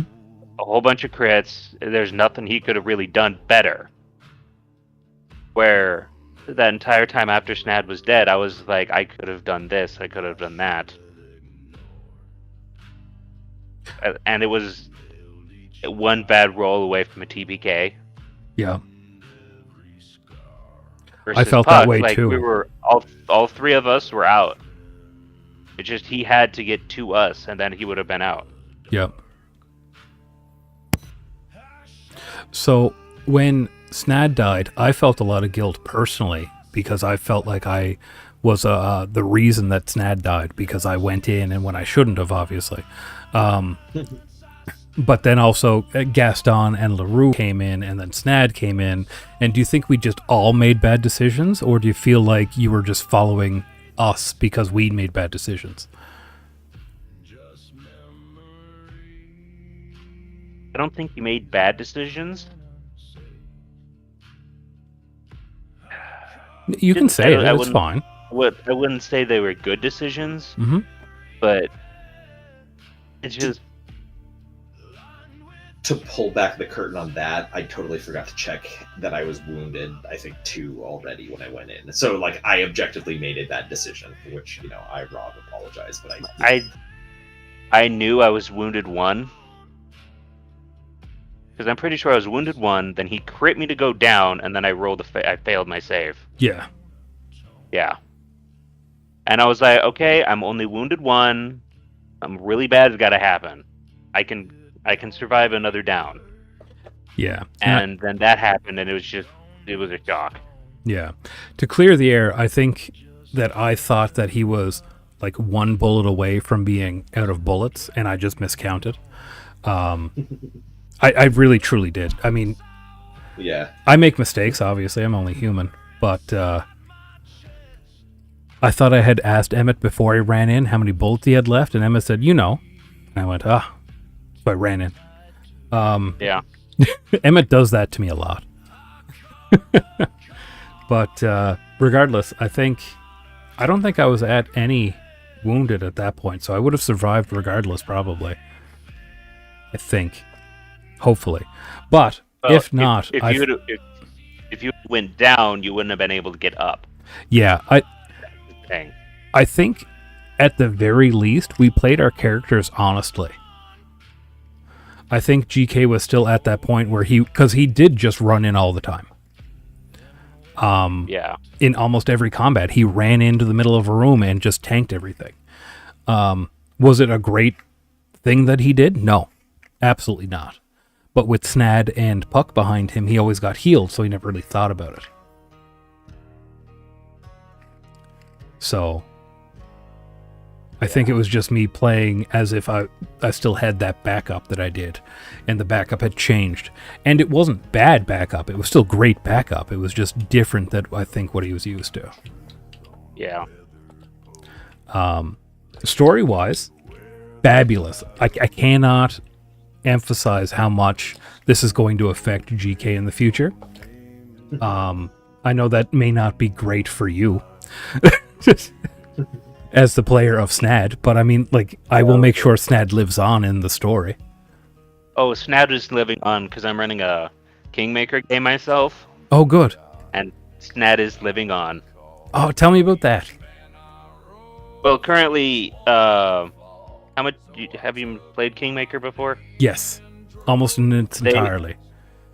Okay, they're at, they just beat the Might in the old tree. They're like level 2. Yep.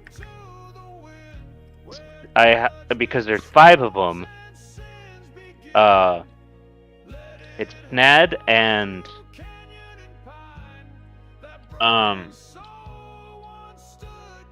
there or there. Well, I'm gonna put him there anyway. It's gonna be Snad and what's Scythe lady? Undead. I don't remember her name. Urgathoa, the goddess. Yeah, the Urgathoa one. Oh, for yeah, sure. okay. Faithful? Yes. Yeah, okay. The Inquisitor lady? Yeah. Yeah. But there's a champion. Oh, okay. So it's going to be Snad and her and Partuk. Nice. When they go... And Snad is going to do his normal thing of, I'm going to keep Jaethal alive. I know she needs a harm. Mm-hmm. I don't really like Tartuk, so he's not going to... If he has to choose, he's going to obviously choose Jaethal. So. Right. Well, I'm glad Snag gets to live on. Oh, yeah. I'm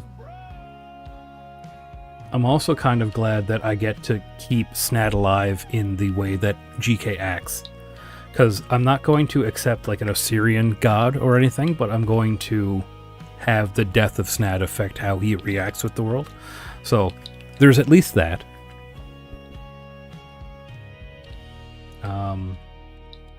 Anyway, any last words from either of you before we call it a night? Nope. I'll say so. I have not gotten to do one of these meta hysterias before, and it's been a lot of fun. Thank you for putting this together. Well, I mean, I just kind of did it off the cuff. I know what the questions are I've asked before, so I just kind of rephrased them for you guys. But if there's some time that you guys want to come on and do like an official one, I can dig a little bit deeper into the decisions that your characters have made and like ask questions about that and stuff like that if you want. So, yeah. I guess we'll call this an end to meta hysteria and even hysteric sensibility, and we'll call it a night. Thanks for joining us, and have a great time. We'll see you again next time we can play. You too. Bye. Bye.